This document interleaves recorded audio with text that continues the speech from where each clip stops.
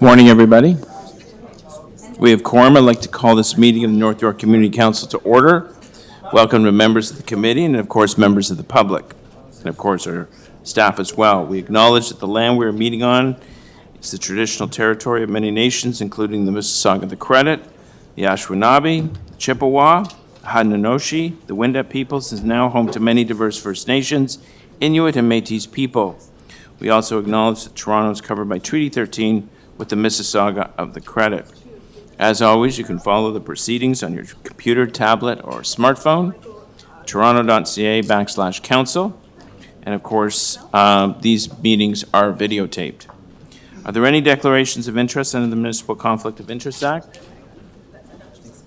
None heard. Can I have a motion to adopt the minutes of the previous meeting? Councillor Carroll, all those in favor?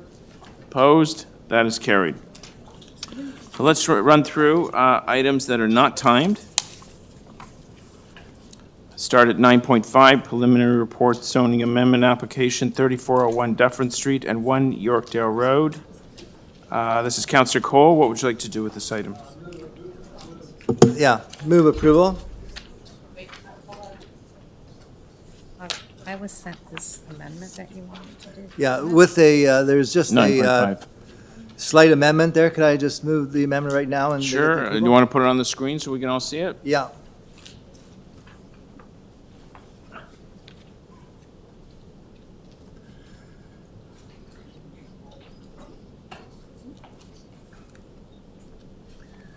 Okay. All those in favor? Well, just if I could just explain it. All right. Well, let's just back up. Let's just back up for a second. Are there so any because questions? the Are council there had any a questions for staff? No, I'm just pointing to my staff and laughing because we just decided to do exactly that with a plethora of development in our area. Yeah. And we scratched our heads of, can we do this? So I support your motion. Yeah, I think that saves a lot of time and aggravation for everybody. Okay. Anyways, also move this amendment and move the. Oh, we're always looking for aggravation. So, any questions for staff? No? No. Any speakers? Councillor Cole, you want to say a couple words or no? No, basically, as Councillor Carroll mentioned, there's a redundancy that's occurring in terms of this technical parking bylaw, and this sort of standardizes the treatment of this issue, certainly in the Yorkdale case here. So that's what maybe will be replicated in other parts of the city. Okay. All those in favor of the amendment? Opposed? As carried. All those in favor of the item as amended? All those in favor? Opposed? That is carried. Item 9.6, preliminary report zoning bylaw amendment, 40 and 44 Broadway Avenue. This is Councillor Robinson. It's really just asking for direction for community consultation. Mr. Chair, I'll move it on her behalf. I sit right beside her. If she needs to reopen it, well, I'll tell her. All right, It's so- just straight preliminary. Yeah, it's just authorizing community consultation. All those in favor? Opposed? That is carried. Item 9.7, preliminary report, official plan and zoning amendment applications, 10 Elmwood Avenue. This also is, well, it's Councillor Fillion's, also scheduling a community consultation. Madam Vice Chair, why don't we move this, and if Councillor Fillion has any problems, we can reopen. Yeah, I'll move it and check in with him when he comes in. Thank you. All those in favor? Opposed? That is carried. That's my item's mine. 9.8, it's parking amendments, Elder Street and Panna Hill. And there's a series of prohibitions, changes here. Madam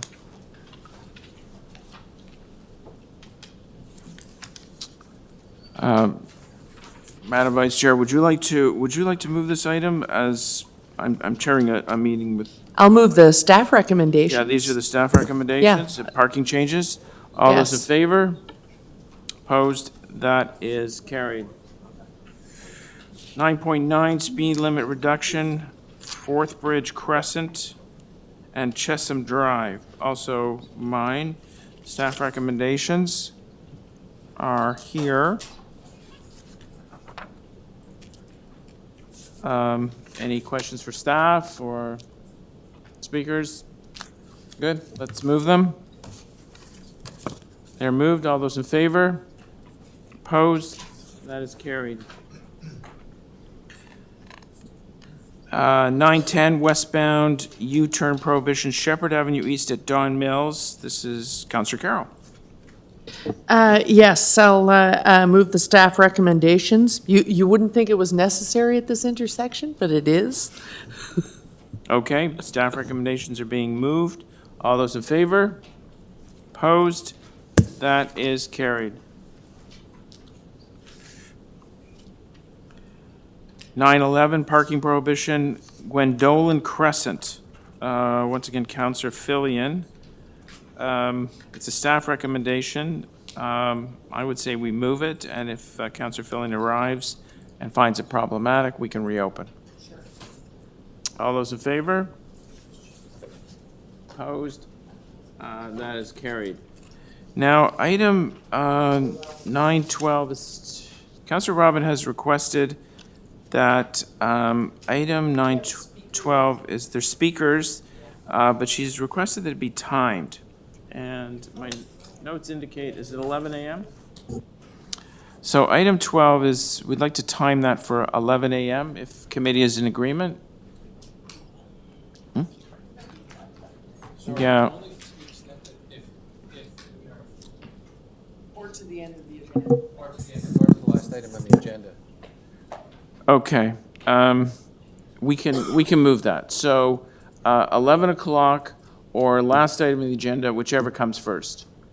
Is that what you're saying, asking? Yes. Okay.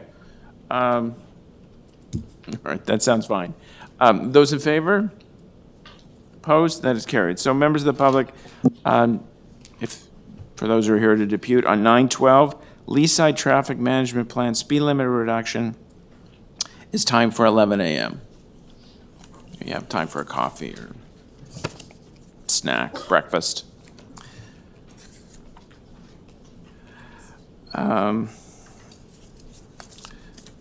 Because we have a few minutes before our first timed item, we'd like to add two items to the agenda. One is actually mine, which is problematic in this Stanley Green neighborhood. So the vote we're going to take now is not on the item, but just adding it to the agenda. It would be item 920, 9.20. All those in favor? Opposed? That is carried. That is simply added to the agenda. There's another item from Councillor Fillion regarding a request to reopen 8.20 headed parking amendments Doris Avenue and Beecroft Road. So I just need a motion to add this to the agenda. Well, I'll move the motion to add to the agenda. All those in favor? Opposed? That is carried. So there were just the two walk-on items? Yep, okay, we're good with that.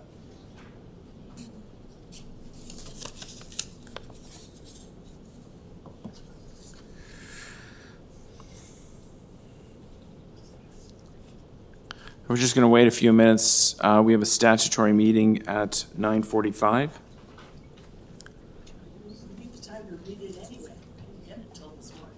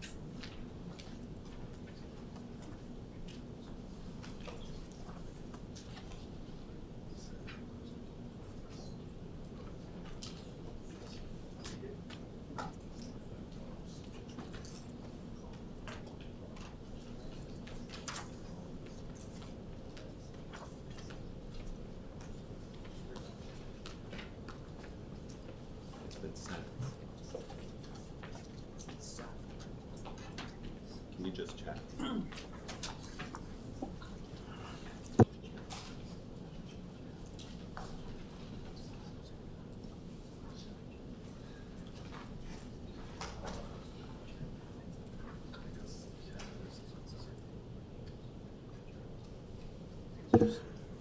Committee members, do you want to deal with the two walk-on items? Sure. They're not timed, we can deal with them now? Okay, I guess that's a yes. So the first one is 9.20. There's a motion to reopen, temporary time period extension, a maximum 12-hour parking in the Stanley Green neighborhood. So we do need a motion to reopen. So moved by Councillor Carroll. All those in favor? Opposed? That is carried. So, any questions for staff on this item? Deputy Mayor Menawong? Hi, good morning. We don't have. So I don't have the benefit of the previous report.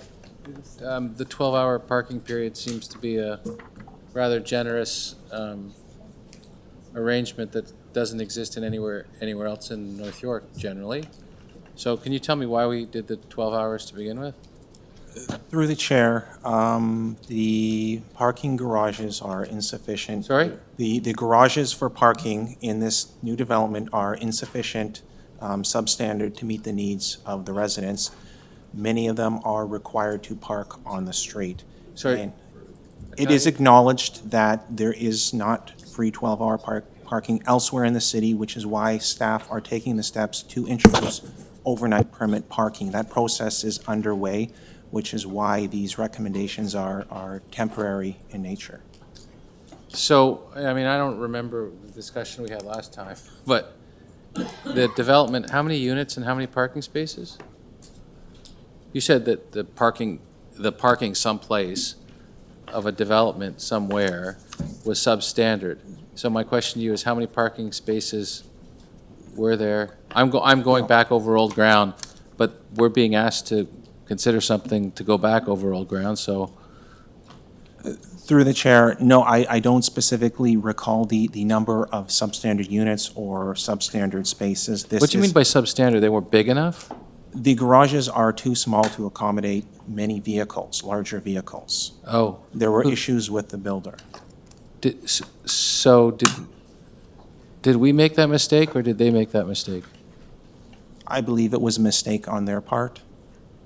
Oh. I'm speaking from Transportation Services. I was not involved in the process. So, just, Mr. Chair, I mean, this is an unusual arrangement, and I don't remember this discussion. I do remember there was there was some discussion on it. I'm just wondering whether we should hold this down, and maybe staff can print off. I'm interested in reading the previous report before I extend this again. Sure. And I think we've got a bit of time.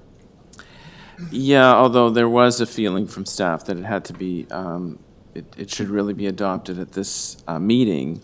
As you we have a lot know. of time at this meeting, like we're like. Oh, okay, well, I mean, this has come here twice already. So it came here originally with my predecessor, former Councillor Ajamari. I inherited the problem, which was a very problematic Right. development, street parking situation. This was the solution that the local councillor at the time and city staff came up with. We're polling currently to see whether other options are available. The polling's not complete, is how I understand it. We need to extend this to get a little more time on polling. So I'm asking that it be held down and asking staff to if they can print off. I at least would like to read the previous report so I could familiarize myself with it. But I'd like to get it be held down so we can. We can hold it down, that's fine. Thanks.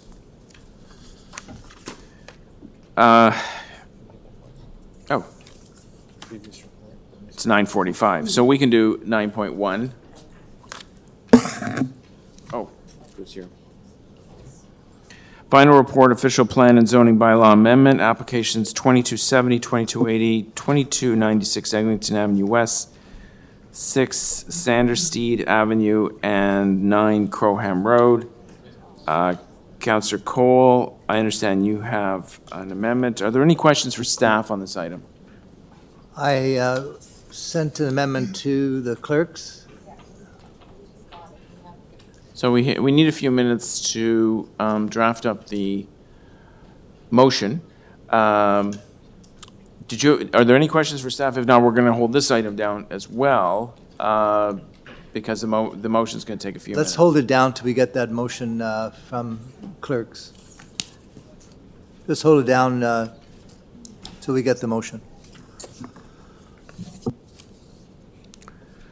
Okay. It's only slightly problematic. 9.2 is a 10 a.m. timed item, so we have a few minutes. Councillor Phil, in your item 9.21, reopen NY 8.20, parking amendments, Doris Avenue and Beecroft Road has been added to the agenda.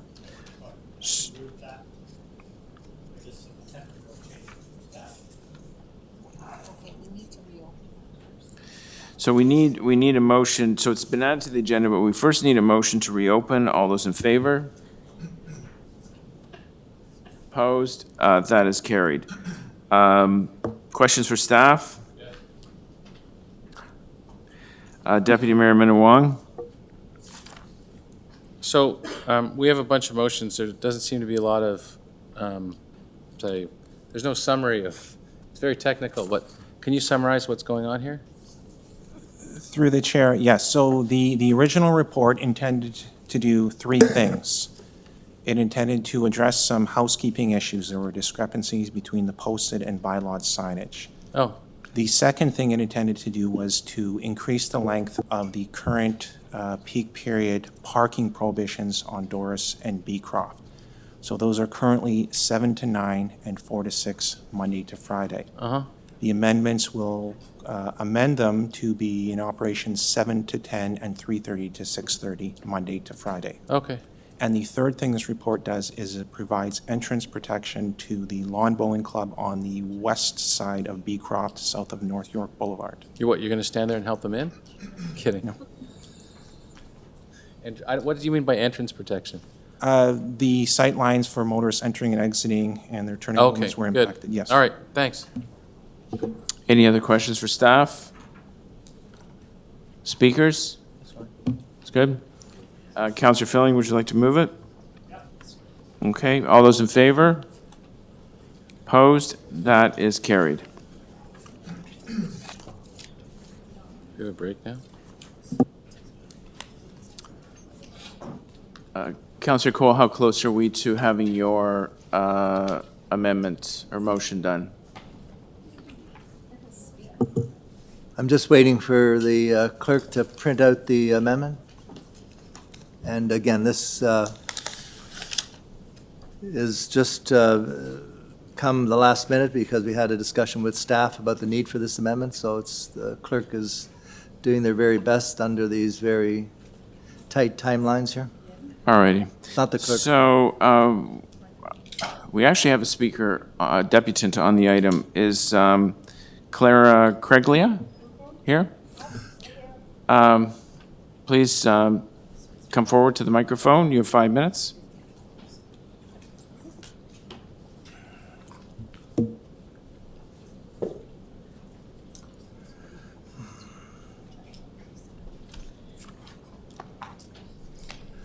Honorable Council members, with due respect, why was this application not scheduled for the York Civic Centre on Eglinton as opposed to having it here in York Central? Could someone answer that question for me? Yeah, well, do you want No, we don't. No, deputants don't ask questions. Well, what I my mean, if you point want to is- talk with the local councillor. No, I am, but it's all in relation to the site thing. The reason I bring that up is that the York Civic Centre is right in the neighborhood where this property is, and it's actually just a few blocks down, and the neighbors and everybody there, it would be more convenient. And in future, I would always recommend that any application would be done for the people to be able to attend. Now, I'm going to put it bluntly. The majority of planners and builders are not interested in contributing to developing and building up a good neighborhood committee, and communities, I should say. It is politics and financial gains that are driving forces for these building agendas. The cement high-rises that we see lining many of the streets throughout Toronto attest to poor planning, lack of good infrastructure, and contribute to a multitude of problems for those who become forced to live in such cramped and densified neighborhoods.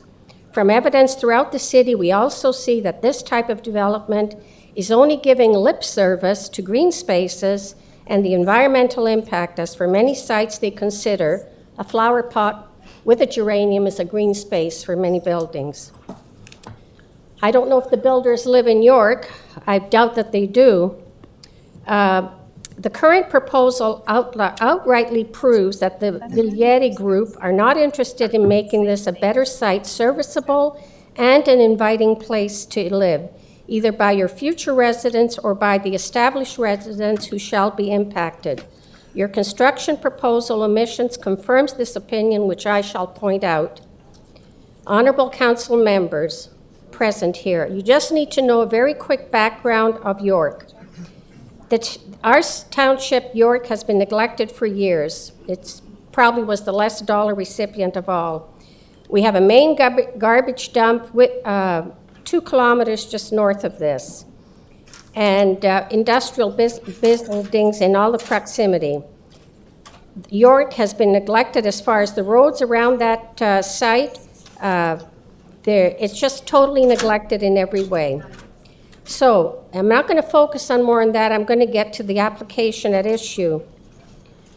The parking. The parking issues that exist now already are overtaxed, overcramped, and not sufficient. The proposed P parking for the northeast side of Caledonia and Eglinton has been scrapped by City Hall, and housing will replace that parking. That was the news that Mayor Tory said on the news, on television, so if Mayor Tory has changed his mind on that, I am not aware of it. There are no public parking areas anywhere near this site. You have to drive many blocks, either east or west, and I'm talking about P parking, and there are no P parking north or south, absolutely none. Bert Robinson Park, which is directly south of this site on Gilbert, overflows on both sides of Gilbert Avenue when creating already existing parking issues whenever events are happening in the park. And Gilbert is just a one-side road parking, limited time frame, half industrial, half residential. We have trucks that take up even 2 spaces, never mind 1 space. So, and all the roads, all the side roads in and vicinity of that are all one-sided lane parking, very limited. Gilbert is also a U-turn going north and south from Caledonia. Eglinton, we know what Eglinton is. Caledonia is a mini freeway, and everything off Caledonia spins off to Eglinton via Gilbert right in front of this site and goes on all the other side roads. So you have tremendous parking issues. And if the T2C parking that you say that there is none there, it's in a mall, if you think that TTC brings less cars, it brings more cars, because people who drive from out of town, who want to get to a subway, they're coming in from wherever, If you could, they all park. you're a little over 5 minutes. If you Well, I'm could just wrap going up. to finish. I have 1 second. I think I should be able to speak, okay?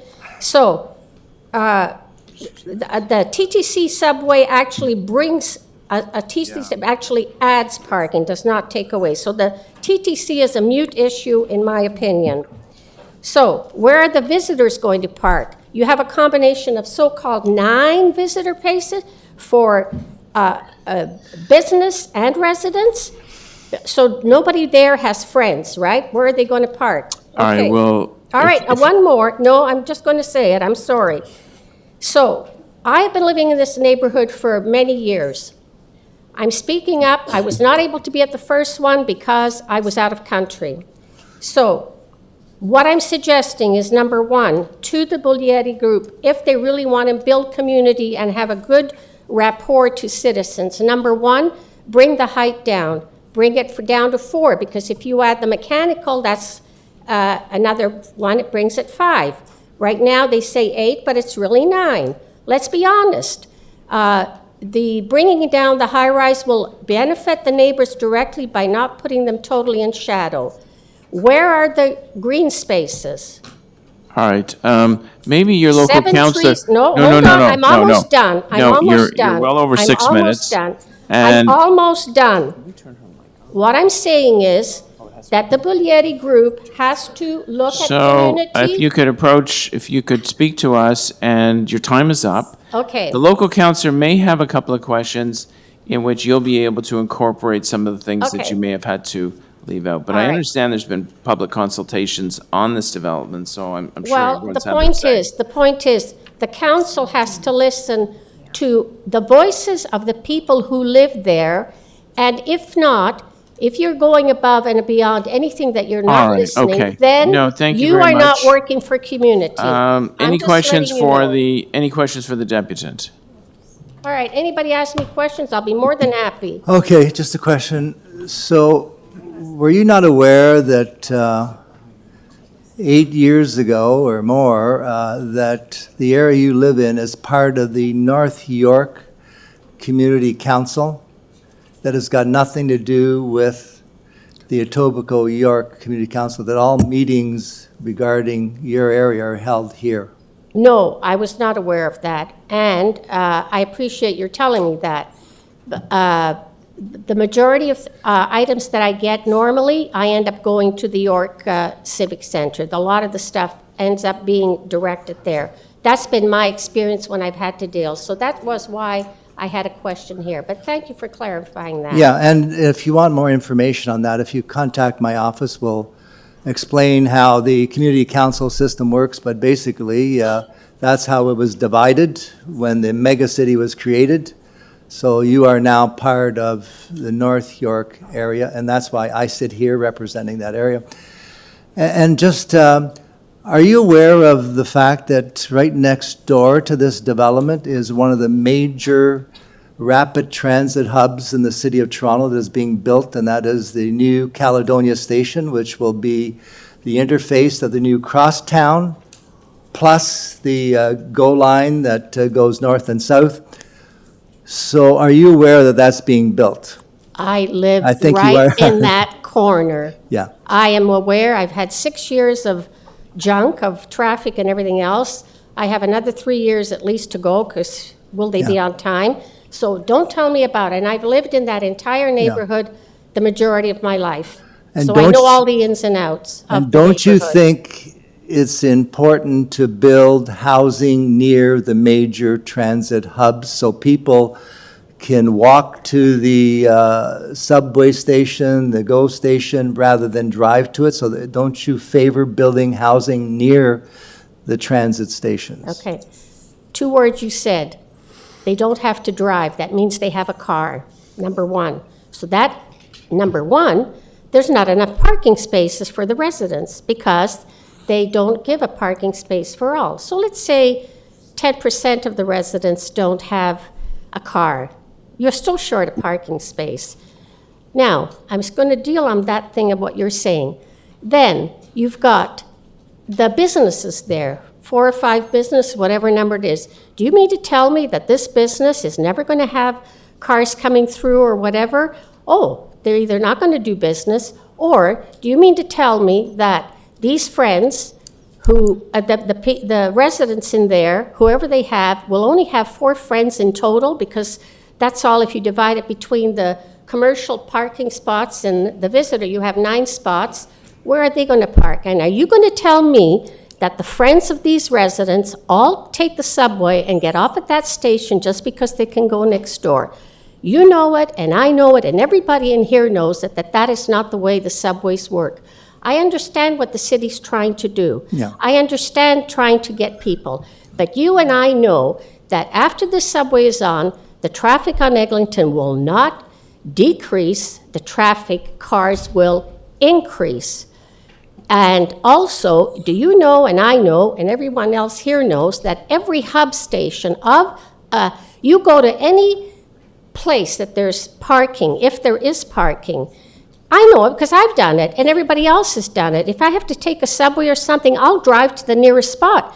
I'm going to increase that. I impact the other neighborhood when I'm going because I have to park my car here because either there isn't a green P and they're all disappearing, or I'm taking a space off in a neighborhood. But don't you think, if you've got this building now 5-minute walk away from a major transit hub, don't you think a lot of the people who will live in this new building will probably walk 5 minutes to the subway station? The Who live problem there? is not the people that are living there.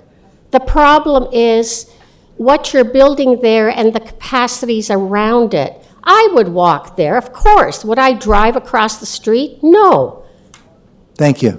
right? So the All problem right, thank is you, the site. Thank you, Councillor Cole. Are there any other questions for this deputant? No? Okay, thank you.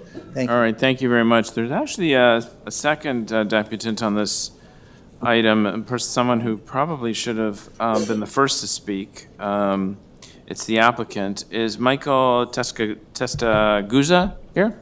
Yes, I am. All Sorry, right. that is a tongue twister, so. No, it's okay. Thanks very much for coming. You have 5 minutes. Not a problem. So, as mentioned, my name is Michael Testaguza from the Bilieri Group. I am representing the applicant in this case. I'd like to say I've read the staff report, and I do understand the motion coming forward, and I support all of that. I was initially here to just say that I'll answer any questions that come, but in light of that previous deputation, I will just make some brief remarks, and I'll keep them brief. In terms of green space and amenity space, it's important to note that we are changing that right turn lane. There's currently a stub right turn lane off of Eglinton into Croham into a public square immediately in front of the station. So that's something we are undertaking.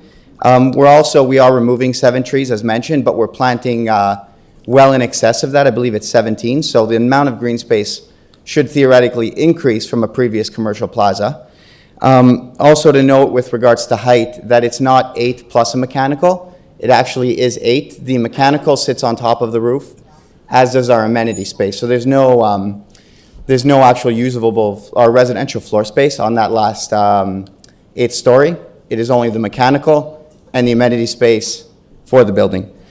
And then with regards to parking, we did do a parking study, and not just a parking study, but surveys were actually conducted at other sites with similar access to transit to determine the parking. And we are also adding lay-by parking on Croham as part of our application at the request of city staff to further supplement the parking that's provided on site. So I hope that's at least clarified some of the things you heard today. Again, if you have any questions, feel free. Thank you. Thank you very much. Any questions for the deputant? Yes, how many years has this application been in progress for the site? I know there was a bit of a change in the property, but anyways, how many years has this been going on? Quite some time. I believe the original applications were in 2011 or 2012, approved in 2013, the zoning anyways. But then additional sites being 2296, as well as 9 Croham and 6 Sanderstead were added to the property, consolidated, to allow for obviously provision of that laneway in the rear, as well as a building on the entirety of the block. So since about 2011. So this has been going on, trying to build housing near a transit station since 2011. Believe so, yes. 2011 or 2012, sorry. I Thank you. unfortunately wasn't around back then. Yeah, thank you. I just have one question. As you know, the neighborhoods along Eglinton are getting a $6 billion high-level transit system. They've been asking for that for a generation. It's finally being done. How unusual is it that there be intensification of a residential along a major transit line? And should the local neighborhood have expected intensification? In my experience, yes, they should have. And I mean, it is important to note that the Eglinton Connect study and previous to that, the City of Toronto official plan, as previously approved, did contemplate intensification in these areas per the mid-rise guidelines. So this is really just implementation of years of policy work done by the city. It would seem to me there's probably upwards of close to 1 million residents in this city that would be begging for a transit line like this. Yeah, I would agree. Okay, thank you very much. Speakers, Councillor Carroll? Yeah, I just, in appreciation of the residents' concerns, I'll just say, on behalf of those of us east of Yonge Street who've absorbed transit, there were lots of single-family dwellings. There still are, actually, around subway stations on the Shepherd subway. This is, I believe, right where the LRT then starts its underground stretch. The tunnel's just west of this. So it's kind of like subway intensification. It's been really hard on our side of the street for single-family dwellers to get used to the fact that they have 31-story buildings, 33-story buildings, 43-story buildings in their midst. It's been a big adjustment. The one thing that has made it palatable for them is where they're designed well and near the stations, like this much smaller building is. We go and poll. My staff and I have gone and polled, and formally the TTC has gone and polled, and when you get it right, and you get it right close to the station, not 10, not 30, 70% of the people in the 41-story building at Don Mills and Shepherd, 70% of them, Monday through Friday, go downstairs, walk across the street, and get on the subway. We reduced their parking. We assumed we might need parking for 80% of them. The parking lot that we built for one of the applicants, one of the designers is here. We built parking for 80% of the units, and yet that parking lot that was built for 80% of the unit is only 60% full. So well below what we provided is actually in use. And I'm pretty confident that where this is situated, and it looks like quite a nice pedestrian realm. There's the green space on the other side of the street. I'm pretty confident that 70% of these folks will do the very same thing. They'll come downstairs, they'll go out, they'll walk across the street, and they will get on the crosstown. Those are my comments, Mr. Chair. Thank you, Councillor Carroll. Any other comments? Councillor Cole? Yes, I have an amendment.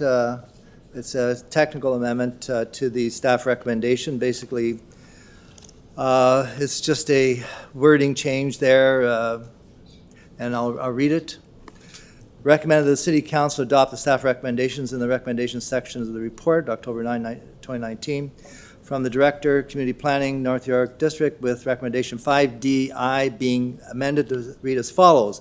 5DI, prior to the issuance of any building permit for the site, excluding shoring and excavation, the owner shall have obtained title to the land shown on the attachment number 16 as lands to be purchased from the city, such lands to be purchased from the city at fair market value. Yeah, if I could just speak to this. You know, as I mentioned, this has been going on for 8 years, 2011. I mean, if we wonder why there's no housing in the City of Toronto, here's the poster child for why there is no housing, and there's a housing shortage, and there's housing prices going through the roof. This site is being built, housing is being built, where there was a parking lot for Daltz Honda and a KFC parking lot. It is being proposed to be built across the street from one of the major transit hubs for the new Eglinton crosstown that will connect with the GO train system going north and south It is the major transit hub, probably, of the Eglinton Crosstown, one of the major transit hubs here.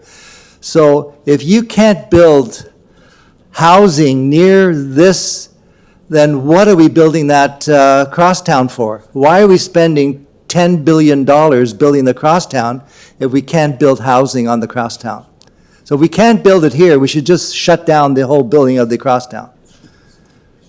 You know, then we would just say, let the city just give it up to cars and forget the whole process of planning the city, providing housing for people. So this is, again, totally fitting with what we want to see in Eglinton, and we want to see mid-rise, and this is a mid-rise, 8-story. And it suits the area because it is a major busy street, and so we're putting housing on this street near a transit station. In behind this development, there's a major park within a 10-minute walk by Dino's house. You walk up north and you go on to the York Beltline Park, which Councillor Howard Moscow started 20 years ago. There's a major park that goes all the way to Mount Pleasant Cemetery that starts just behind this place. So I say again, if we can't build housing here, near transit, near a major park, near a underutilized shopping mall, the West Side Mall, which has been a, I'm not going to describe the mall, but anyways, it's a very active mall with Canadian Tire. So you've got a shopping mall, you've got Freshco there. That's one of my shopping spots. I know it very well, Canadian Tire, regular. So if you can't build housing here, I don't know where the heck we're going to build housing. So let's get on with bricks and mortars and housing people near subway stations, and I'll move the recommendation. Thank you, Councillor Cole. I would simply add to the discussion that parking, whether it be commuter parking or commercial retail parking, does have a role in the city. If you take away retail parking and kill the retail in your local neighborhoods, you in the long run, you're creating food deserts, and you're creating the inability of people to walk to local stores or to park at local stores. Seniors and the disabled increasingly rely on parking. Commuter parking is a big issue, certainly in the area I represent around the Wilson Station. So I will sort of put my 2 cents worth in. The commuter parking is not a monster. It's not to be demonized, and plays an important role not only in our transit network, but also in maintaining healthy communities. Okay, the motion is on the screen. All those in favor? Opposed? That is carried.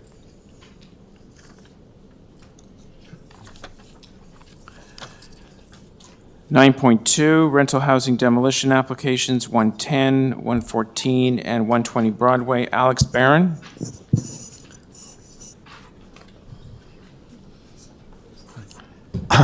Thank you for letting me speak before you. I'm not as sophisticated as you are. I happen to be a tenant at 110 Broadway, and I want to just share with you that a lot of us don't know where we're going to go to find an apartment or to find rental accommodation. And I'm here this morning to just try and ensure that we don't more or less wind up in a rat hole downtown, or say out in the sticks, or maybe in an apartment where you're going to tear it down for another condo, say within 6 months or a year. A lot of people are concerned about that. We are also concerned about just affordable housing. I just thought I'd let you know that there are a lot of people concerned. I also wanted to go ahead and say that we're not against the developers, that hopefully I made a couple of recommendations, and it'll just take about 2 minutes of your time because I know you're very busy. One is that I think time has come whether at this level, the provincial level, or the federal level, is that you've got to give the developers some breathing room, even though they're making money, a tax holiday or a tax break, in the sense that maybe, say, for 5 years, don't bother paying any business tax. I know it may be naive, but you got to start somewhere, and hopefully maybe it'll give us some relief to the housing crisis, because the developers will want to go ahead and build rental units or single dwelling houses where before it didn't pay. So you might want to consider that. The other thing I'd like to consider is that as they're building, a lot of times I talk to a lot of fire people and a lot of engineers, and they say, if only they would consult us as they're building. Why won't they consult us? There are many people, as you build, they could build it cheaper, and possibly either this council or the provincial level will see fit to go ahead and give them subsidies. That's my second idea.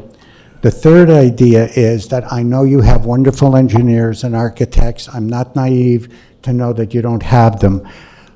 But a lot of times they don't consult the universities like the School of Architecture or School of Engineering. They're constantly researching all the time.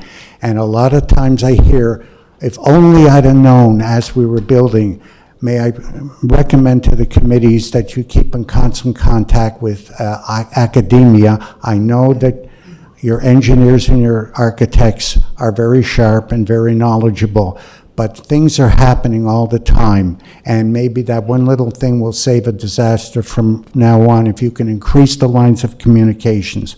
Finally, may I recommend to the committee, and this will be my last, I won't keep you any longer, is that being a layman, I watch City TV, and there is this real estate think tank called Realosophy.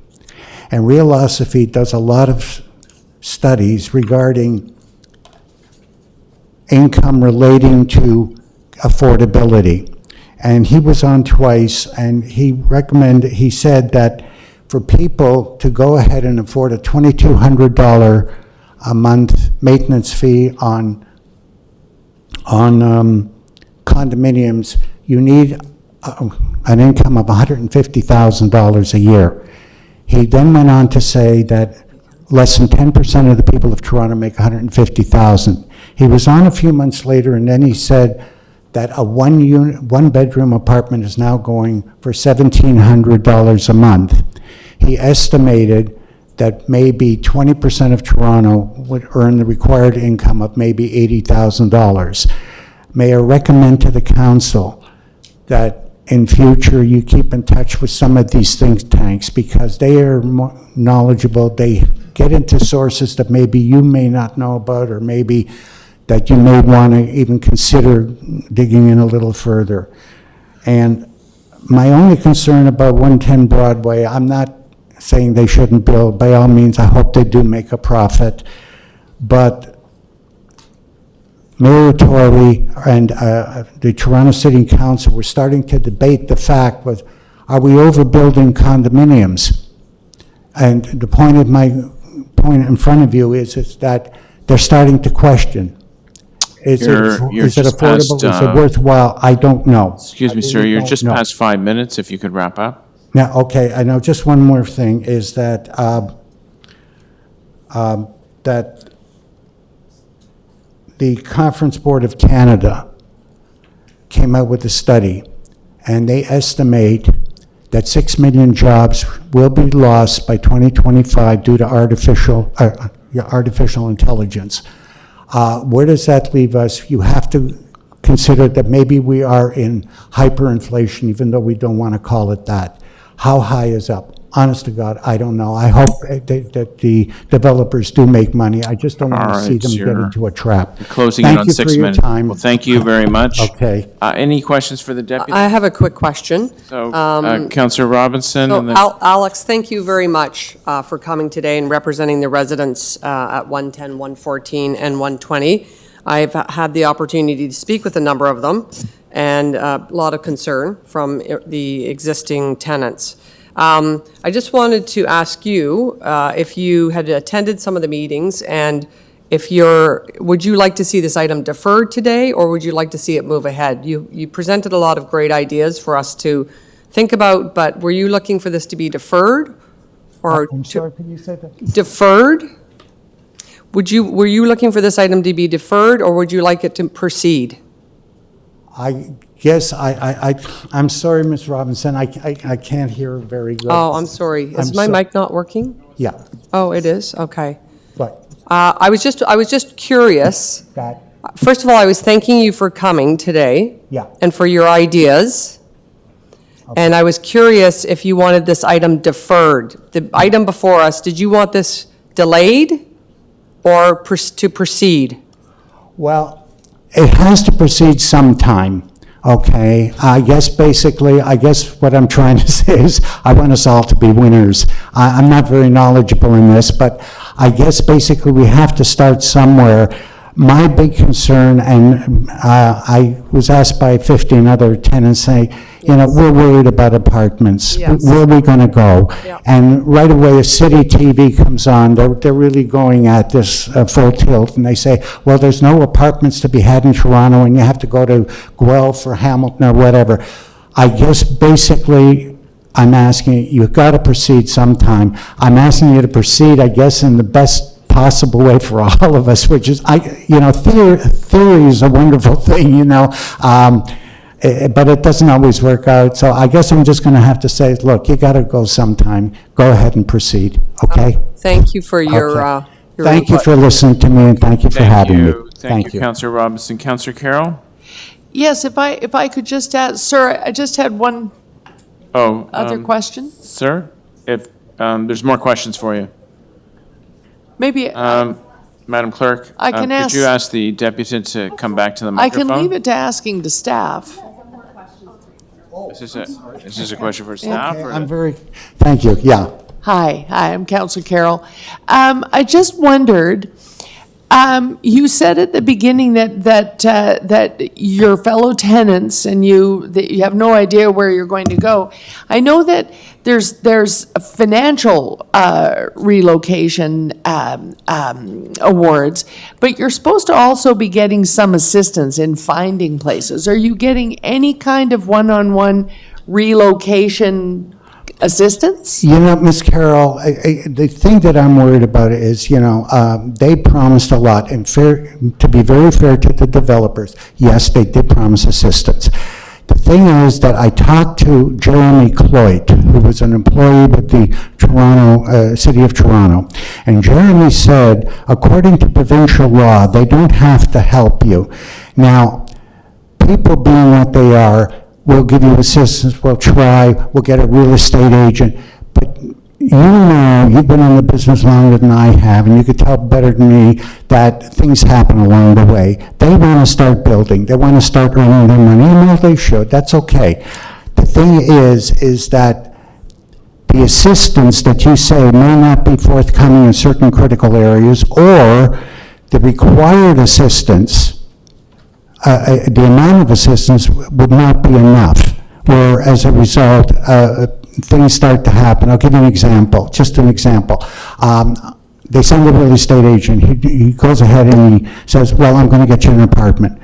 Fine, he takes me downtown, he says, well, this is the apartment is slated to be demolished. He didn't know it, I didn't know it, nobody bothered telling the council that the apartment's going to be demolished. While I helped you with an apartment, I've got to go ahead and I've got to build. You've been around the block, Ms. Carroll. You know how people think. And the thing is, that's what I'm primarily here this morning. Okay, maybe I'm ignorant, maybe I'm dumb. Well, I'm more concerned about how you think. The developer always makes his money. I'm concerned about you. Yeah. And while he's only, there's a bare minimum of what he's required to do provincially. Yeah. If he wants to have a good time working with city staff and city councilors, then he's required to do more. So Well, I sure hope so. if in relocation assistance, he found you something entirely unsuitable, that's stuff we want to hear. What I'm trying to get across to you is, look, we're scared. We don't know where we're going or what we're doing. And we're counting, let's not beat around the bush. we need heavy guns. You're the heavy guns, okay? You know better. I heard one counselor this morning say, my God, I'm so naive. He's so sophisticated. We need people like you to more or less run interference for us. We got nobody else. Right. And we don't know how. And the thing that I'm trying to get across to you is that we need help. We don't know where to turn. Sometimes I'll give them a phone call to say, well, that's not my department. You'll have to phone somebody else. Or they arranged where you can't get through to people. I'm having trouble with my retirement benefit. That's a different issue. But I want to show you what could happen and what does happen. And what I'm asking you is when you consider their application is to really, let's not beat around the bush, make damn sure that we're taken care of. We got nobody else. You're it. Absolutely. Okay? Thank you for that insight. Thank you for having me, and thank you for letting me speak. Thank you, Councillor Carroll. Any other questions for this debutant? Boy, I'm really popular today. You're doing great today. That's it. Any questions for staff? I'll have a quick question. If staff could just speak to the process that's been undertaken to work with the tenants. Thank you very much. Okay, thank you. Okay, thank you so very, very much. Yeah, thank you very much. Alex. If staff could just speak to the process that's been undertaken to get us to this point today and the work that's taken place with the residents from 110 and, well, quite frankly, all three, 110, 114, and 120 Broadway. Through you, the Chair, all buildings are dealt with comprehensively, so all tenants were treated in the same manner, regardless of the building that they live in. From the very beginning, tenants were notified of the rental housing demolition application, as is our standard practice. And more recently, in this past September, we held a tenant consultation meeting with all the residents of 110, 114, and 120. It was very well attended, and your staff, Councillor Robinson, was there. Yeah. And again, speaking about the tenant assistance plan, that was dealt with or discussed at that meeting, and tenants were given the overview of what is required under the Resident Tenancies Act, and then what compensation would be required as per this approval of the rental housing demolition application. Okay, thank you. Thank you, Councillor Robinson. Councillor Carroll, you have a question for staff? Yeah, I don't know if I'm looking at all the fine details and looking at the explanation, the content of the report.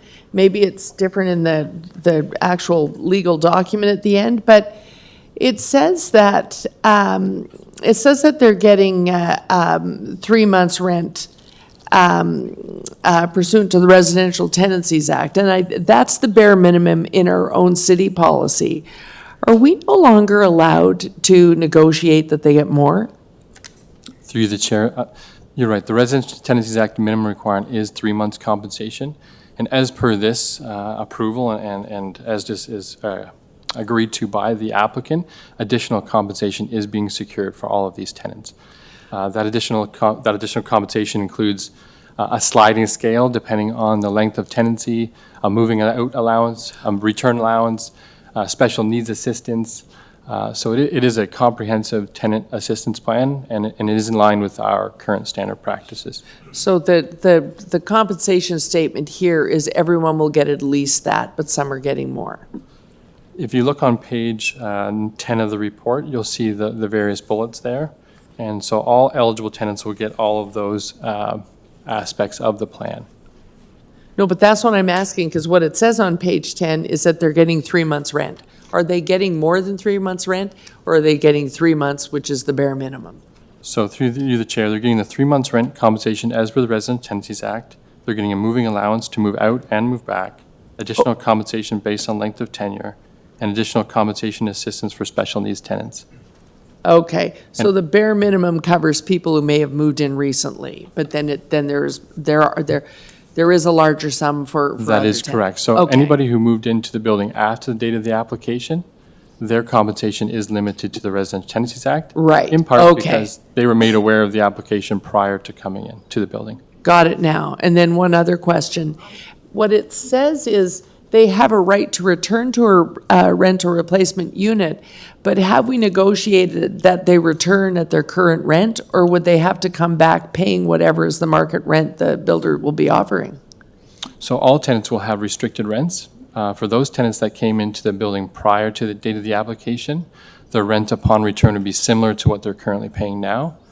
For those post-application tenants that I talked about that were informed of the application prior to moving in, they would also have restricted rents, but it would be pushed up to the cap of the affordable rent classification. So it would still be restricted. Okay, so that cap and the definition of similar would be in the legal documents between them? It's all drafted Okay. in the agreents, yeah. It's very Okay, clearly stated. thank you. Those are my questions. Thank you, Mr. Chair. Thank you, Councillor Carroll. Any other questions for staff?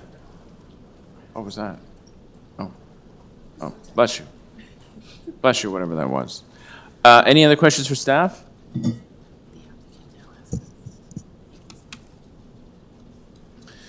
Okay. You want to speak? No, the applicant has made a last-ditch effort to speak on this item. I don't think it's necessary. I don't think it's necessary No, either. it's not necessary. Councillor Robinson, this is in your ward. What would you like to do with it? Well, I think Councillor Carroll would just like to speak on it for a minute, and then I'll. Oh, okay, then I'll Councillor speak. Carroll? Just a quick comment. I just asked all the questions about relocation, partly because of the deputy, but also because reading it, I wanted to make sure those details were there, because we always do try to negotiate a higher standard than what is the bare minimum of the act. And so I wanted to make sure that that was the case. But I have to say, given that we're pretty close to the bare minimum, that, you know, no one's winning the lottery here, given the disruption in their life, I have to say that you're dealing with, what, 100-odd tenants, I think. You're not dealing with 300 or 400 or 500. And some people actually will go out of their own personal way to find a place because they're not planning on coming back. They may use this as the impetus to move wherever they're moving. For those that are having a hard time, I have to say, given the benefit and profit that is going to come from building the buildings that are proposed in this location, to actually follow the relocation assistance program until a person has a place they can actually live is not unreasonable to ask. I know it's not as nailed down in policy, but I think if we start to see developers saying, yeah, we'll assist them in finding a new place, and we keep hearing again and again and again that they're not really getting that assistance, and they really are left on their own in the end to find a place, we are going to have to nail this down in policy, and that could get very, very difficult. Thank you, Councillor Carroll. Any other speakers? Councillor Robinson? Yeah, thank you, Mr. Chair. I will be moving the staff recommendations. This has been a challenging, difficult process. It's very, I have to say, heartbreaking attending these meetings, because at Yonge and Eglinton, some of these people have been living there for literally 25, 30 years. This is their home. And it's very disruptive, and it's stressful. And again, it's difficult to witness. So I'm glad the city has policies in place. They probably could be stronger. But I know staff have worked with the tenants and had meetings, multiple meetings, and I'm sure will continue to. But again, it speaks to what's, I'm not going to go into my Yonge Eglinton rant, but it speaks to what's happening at Yonge and Eglinton, which is very aggressive and unprecedented. So on that note, I will move staff recommendations. Okay, thank you, Councillor Robinson. Any other speakers on the item? Councillor Robinson has moved the recommendations. All those in favor? Opposed? That is carried. Item 9.3, final report, Subdivision 104, 110 Bartley Drive. Rosario Vera Kelly? Vera Kelly. Yes. Great. Thank you very much for coming. You have 5 minutes. Yes. My name is Rosario Vera Kelly. I'm the representing the Bartley Townhouse Fund, Inc. for this project, which is 84 townhouses. The proposal actually envisioned a park, public street, and a series of townhouses in a series of blocks. This past summer, July 2018, the proposal of the design, which included the park, the street, and the townhouses, was approved by council, subject to us providing or making an application for a plan of subdivision and to finalize technically the bylaws. So essentially, I'm here today basically to finalize these two items. I've read the staff report, and I'm in agreement with the recommendations made by staff, and I would like to thank staff for their assistance on this project. Thank you. Thank you very much. That was concise. Any questions for the deputant? No? Okay, thank you very much. Deputy Mayor Minna Wong, this is your item. What would you like to do with it? Well, I'll just say, Mr. Chair, I don't like this development. I call it bowling alley development, where you have these townhouses that are so thin. All you have is a bowling alley down the one side and a staircase going up the other. But planning staff seem to think that's acceptable, so. What do you got against bowling? All right, well, I don't want to live in a bowling alley, especially when the balls come rolling down. So we don't have any other choice but to. Well, we have the item before us. Does anyone, the local council does not want to move the staff report. I just spoke, that's all. If someone wants to move the. Yeah, it's fine. Madam Vice Chair, would you like to move this report? The local councilor is not keen on this. I would be happy to. Great. Okay, so the item is moved. It's 9.3 subdivision application 104 to 110 Bartley Drive. All those in favor? Opposed? I see some hands. I don't know whether this is going to carry. How about yours? All those in favor?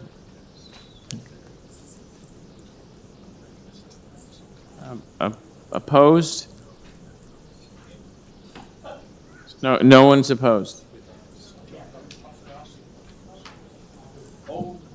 Well, then it will lose on a, this is on a tie.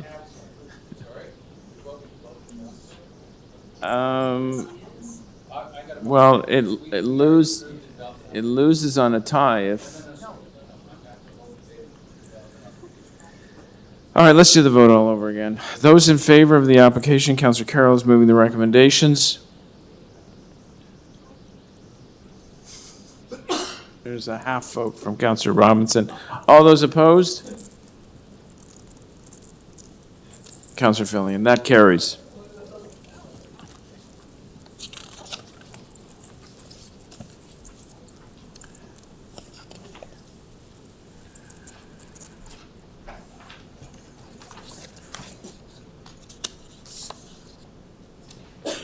So 9.4, request for direction report zoning bylaw amendment application 2706 Bayview Avenue. Councillor Robinson? No, I don't have we can ask, are there any speakers on the current item, zoning bylaw amendment 2706 Bayview Avenue? No. Councillor Robinson? Thank you very much. I actually have an amendment, if the clerk could put it on the screen. And I am going to be moving staff recommendations with this. It's not an amendment, it's a recommendation. Okay, let's see what we have. So, but can I say a few words? Very short. But this application is one of the many that has circumvented the city's development review process by appealing to the OMB, or the LPAT, whatever it's called. And so now at the LPAT, city planning and the local neighborhood have continued to highlight a number of unresolved issues with this application. So I just want to thank city staff and all the neighbors who have been actively involved in this. This is a request for direction report, so I am moving the staff recommendations with this additional recommendation that staff have reviewed. The saga of Bayview Avenue continues. All right. Any questions for the mover? Any other speakers? No? The item is on the floor. All those in favor? List on the amendment? Opposed? That is carried on the item as amendment. All those in favor? Opposed? That is carried.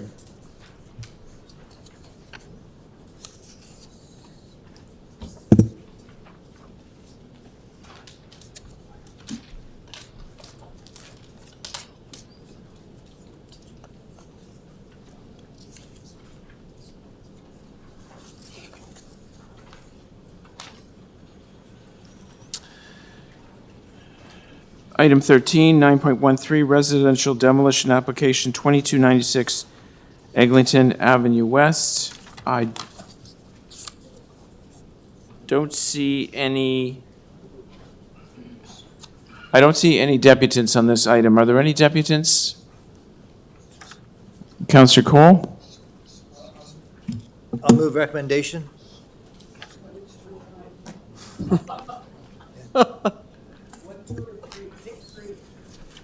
Okay.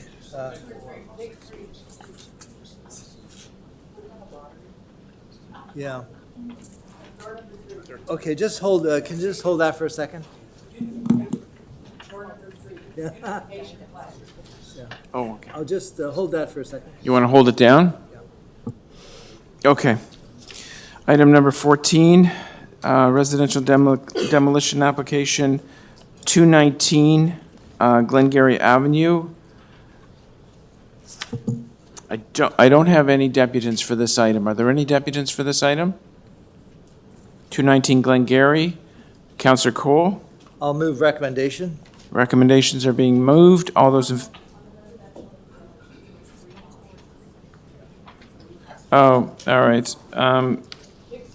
Councillor Cole, you have to pick one of the three options. Yes. Just hold that too, please. We're going to hold that one as well. I ran on a platform for chair as on the slogan "Done by noon," so.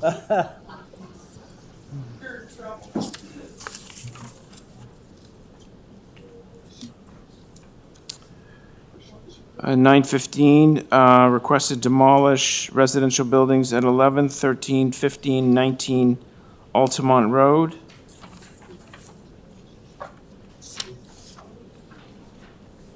We do have speakers. Hugh Heron. Thank you very much for coming. You have 5 minutes. Hugh Heron isn't available today. My name is Sheldon Allspector, Hugh's partner. Oh, you're on the list as well. Yes. You're the applicant? Yes, I am. Okay, thank you for coming. You have 5 minutes. Thank you. 2 years after our initial request to demolish these 4 vacant houses, we're now close to receiving a building permit. When the staff recommendations were prepared, we had yet to apply for permits, but since our application has been submitted and the fees have been paid. With winter approaching and the recent fire noted in my September 4th letter attached to the package, we feel it's important to take away the chance of another fire occurrence by removing the remaining 3 houses. The city has already demolished what was left of the burned house, so we're left with 3. These houses have had countless break-ins and squatters. Removal will eliminate the risk of another fire and result in a safer neighborhood. We respectfully request that the council approve the early issuance of these demolition permits. Thank you, and I'm here to answer any questions. Thank you. Councillor Carroll? Does the applicant have any objection to number 3, the beautification conditions? That's what we were requesting 2 years ago when we made another submission, yes. Excellent. I always love those recommendation 3, beautification conditions. Thank you. Thank you, Councillor Carroll. Any other questions for the deputant? Councillor Fillion, it's your item. Do you want to move the recommendations and pick an option? Yes, I'll be moving number 1, refusal. The applicant has been trying to do this for some time. They delayed themselves by going to the Ontario Municipal Board. And I see there's no public interest in allowing them to take these buildings down. They should follow the rules like anybody else, and If they're close to a building permit, that's good. They should hurry up and get it, then they can get a demolition permit. Okay. Any other speakers on this item? A question for the local councillor? Okay, we're going to vary procedure and go to questions for staff. Deputy Mayor Minnan-Wong? Your mic doesn't seem to be on. Counselor said this was appealed to the OMB, is that correct? Sorry, I'm. Staff? standing? Staff, Hello? we have a question. Hello? Councillor Cole? Yeah, just give us a minute, Councillor Cole. Do you want to repeat the question? Yes, so the counselor said this, there was an application that went to the OMB on this particular property, is that correct? Sorry, I was distracted by Councillor Cole. Which item are we on? Let's not try and blame others. I mean, there's a lot of distractions in the room. Did you hear, the question's been asked twice. Are we? Oh, okay. It's item 15. It's item 15, and Councillor Minnan-Wong has a question. Would you want to ask it again? I just wanted, so the local councillor said that this item went to the OMB. Is that correct? And if so, was the applicant's, was the application approved?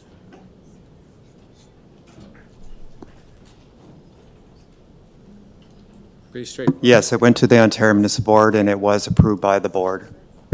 I see. And so so I have a question on the demolition. So there's an application for demolition, is that correct? Through the chair, yes, that's correct. And is the applicant asking for anything special?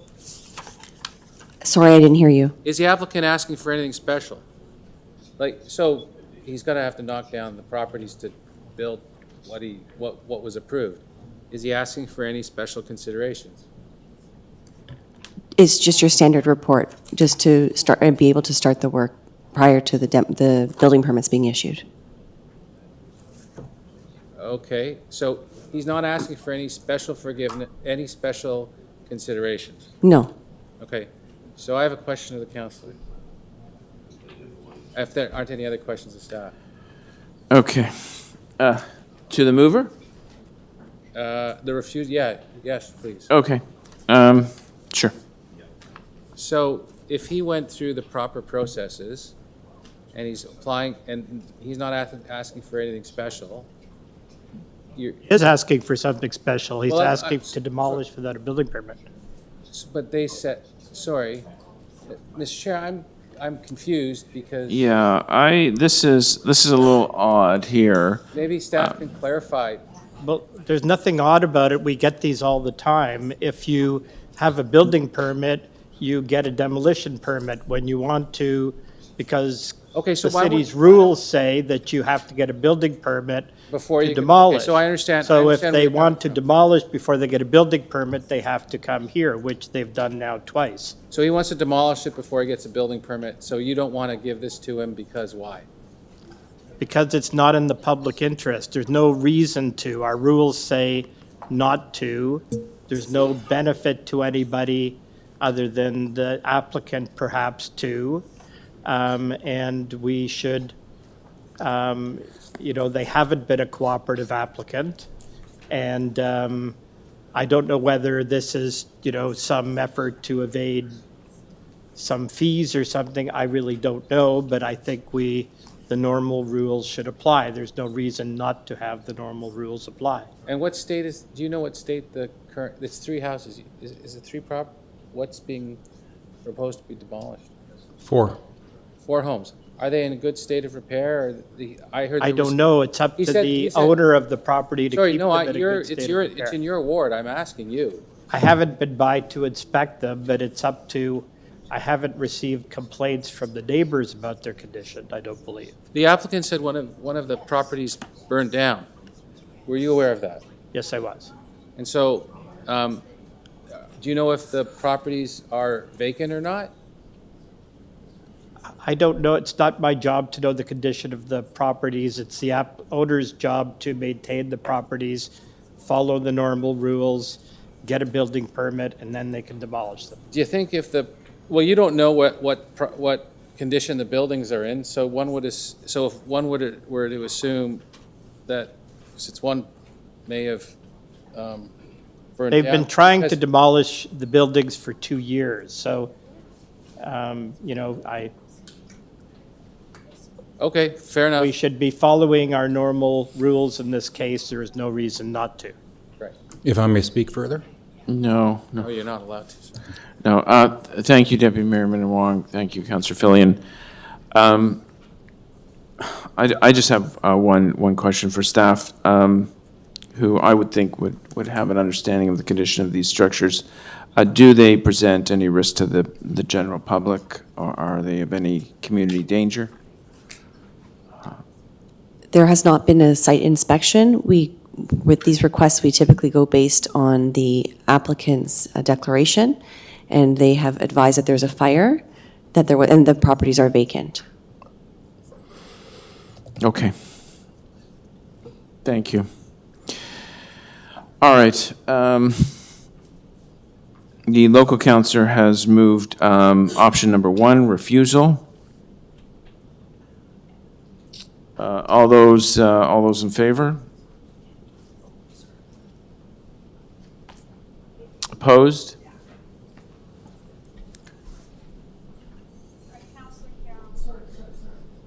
We have to redo the vote.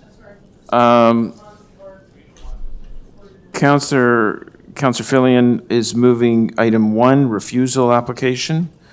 All those in favor of supporting the refusal? Opposed? Refusal carries. Mr. Chairman, I've got clarification on a couple of items there. 13 and 14? Yeah, 13 and 14. Okay, so you're ready to go with those? Yeah.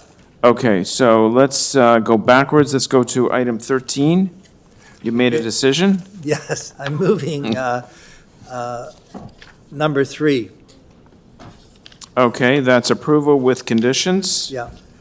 Is everyone back to item 13, demolition application 2296 Eglinton Avenue West? The local councillor has moved option number 3, approve the applications with conditions.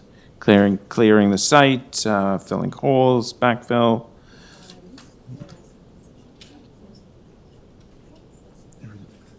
All those in favor? Number 3, yes. Number 3 on item 13. All those in favor? Opposed? That is carried. And you're ready to release item 14 as well? And item 14, I'm also moving number 3. Okay, item 14 is 219 Glengarry Avenue. The local councillor is moving approval with conditions listed in item 3 here. All those in favor? Opposed? Opposed? That is carried.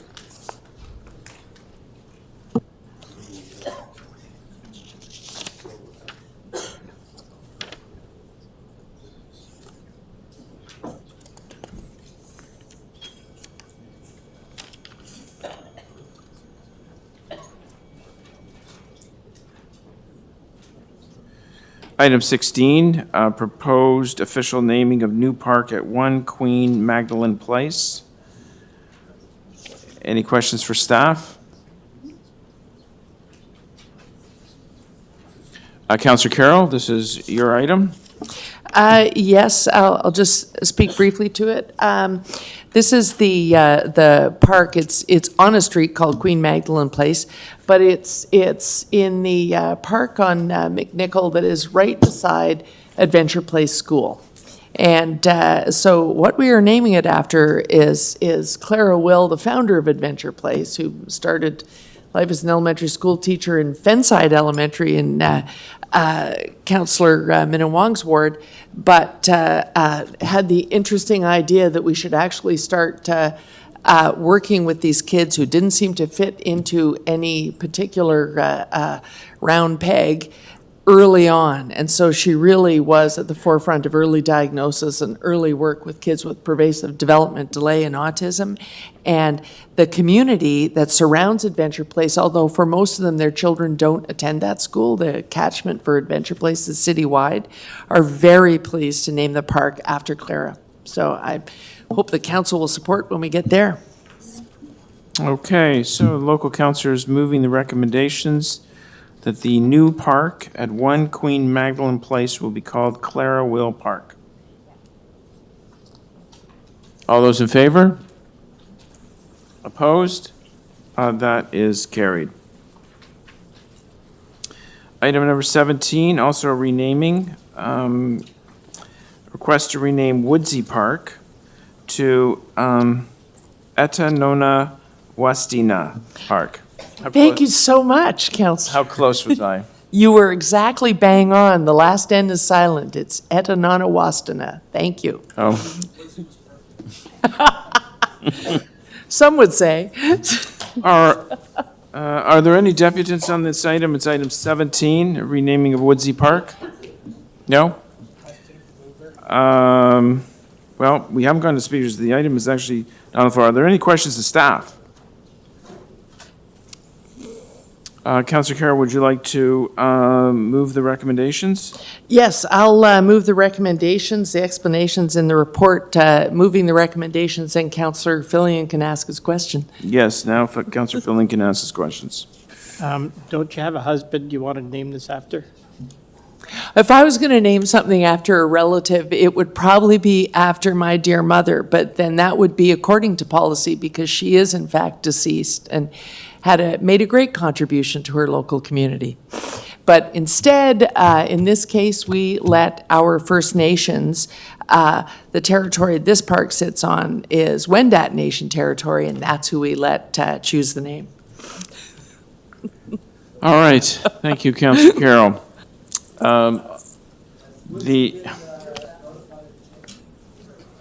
this is a public document. No, there would have been signage at the location asking for public input, or? Yes, the public input was lengthy. After the nation came up with this name and the story around the name, we did post it around the park itself. Then we also did online surveys, both in the ward and citywide on the city's website, and held a public meeting right across the street from the park in community space that was provided for us by Mountain Equipment Co-op, with special thanks to them.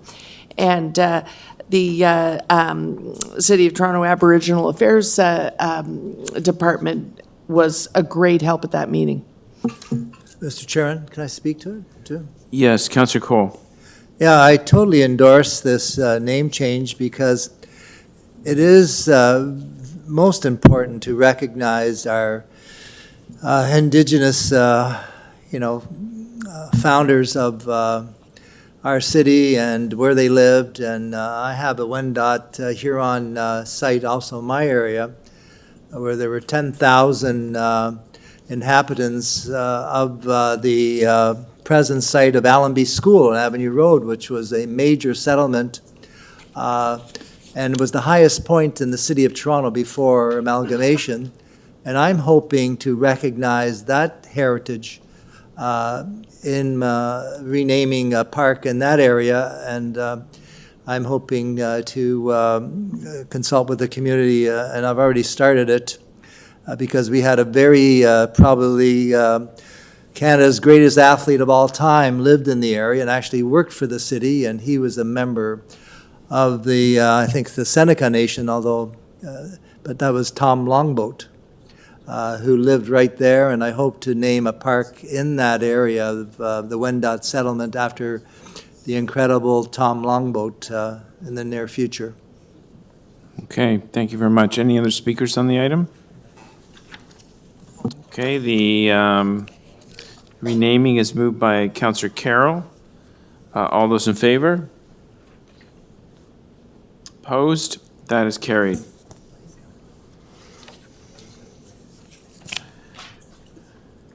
Next item is item 18, renaming of Woodsy Park Lane.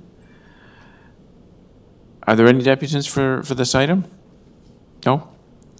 The staff recommendation is reject the naming of Woodsy Park Lane.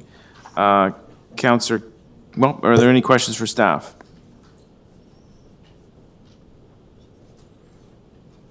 No. Councillor Carroll, what would you like to do with this item? Yes, staff have a motion prepared that City Council grant an exemption to its street naming policy and approve the renaming of Woodsy Park Lane to Etananawastana Lane. So what we're doing here is putting together the street that runs alongside the park. It was a challenge because street naming policy is different than park naming policy. And so there's a rule that they don't change names within 10 years. But this road isn't in use yet. When it is in use, all that will be on it will be a community center and a school and a library, and across the street, the park. So, well, it's a challenging name for some. It's not going to be the address of a condominium building. The condominiums are all on the other street, McMahon Way. And so staff, save and except for the fact that they are bound by the street name policy that we ourselves set, are okay with having the name be the same as the park. They see the sense in that. They're comforted by the fact that the park signs are going to actually have the story of the long name and the phonetic pronunciation underneath the name, much as you see it in the report. And so they're okay with it, except they have to write a reject report because it doesn't meet the 10-year rule. But I take implied support from the fact that they went a little beyond the usual format to actually put the explanation that we received and the historical meaning of this that was provided by the Wendat Nation peoples in the report. And so I am hoping that I have North York Community Council's support in sending the actual exemption from the policy and the naming of the street as we go to council next month. Okay. Any questions for the mover?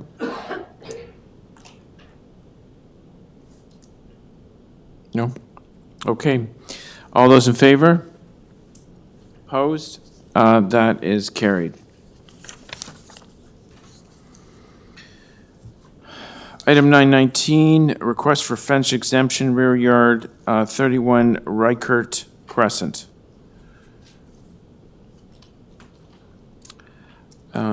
Any deputants on this item? Okay.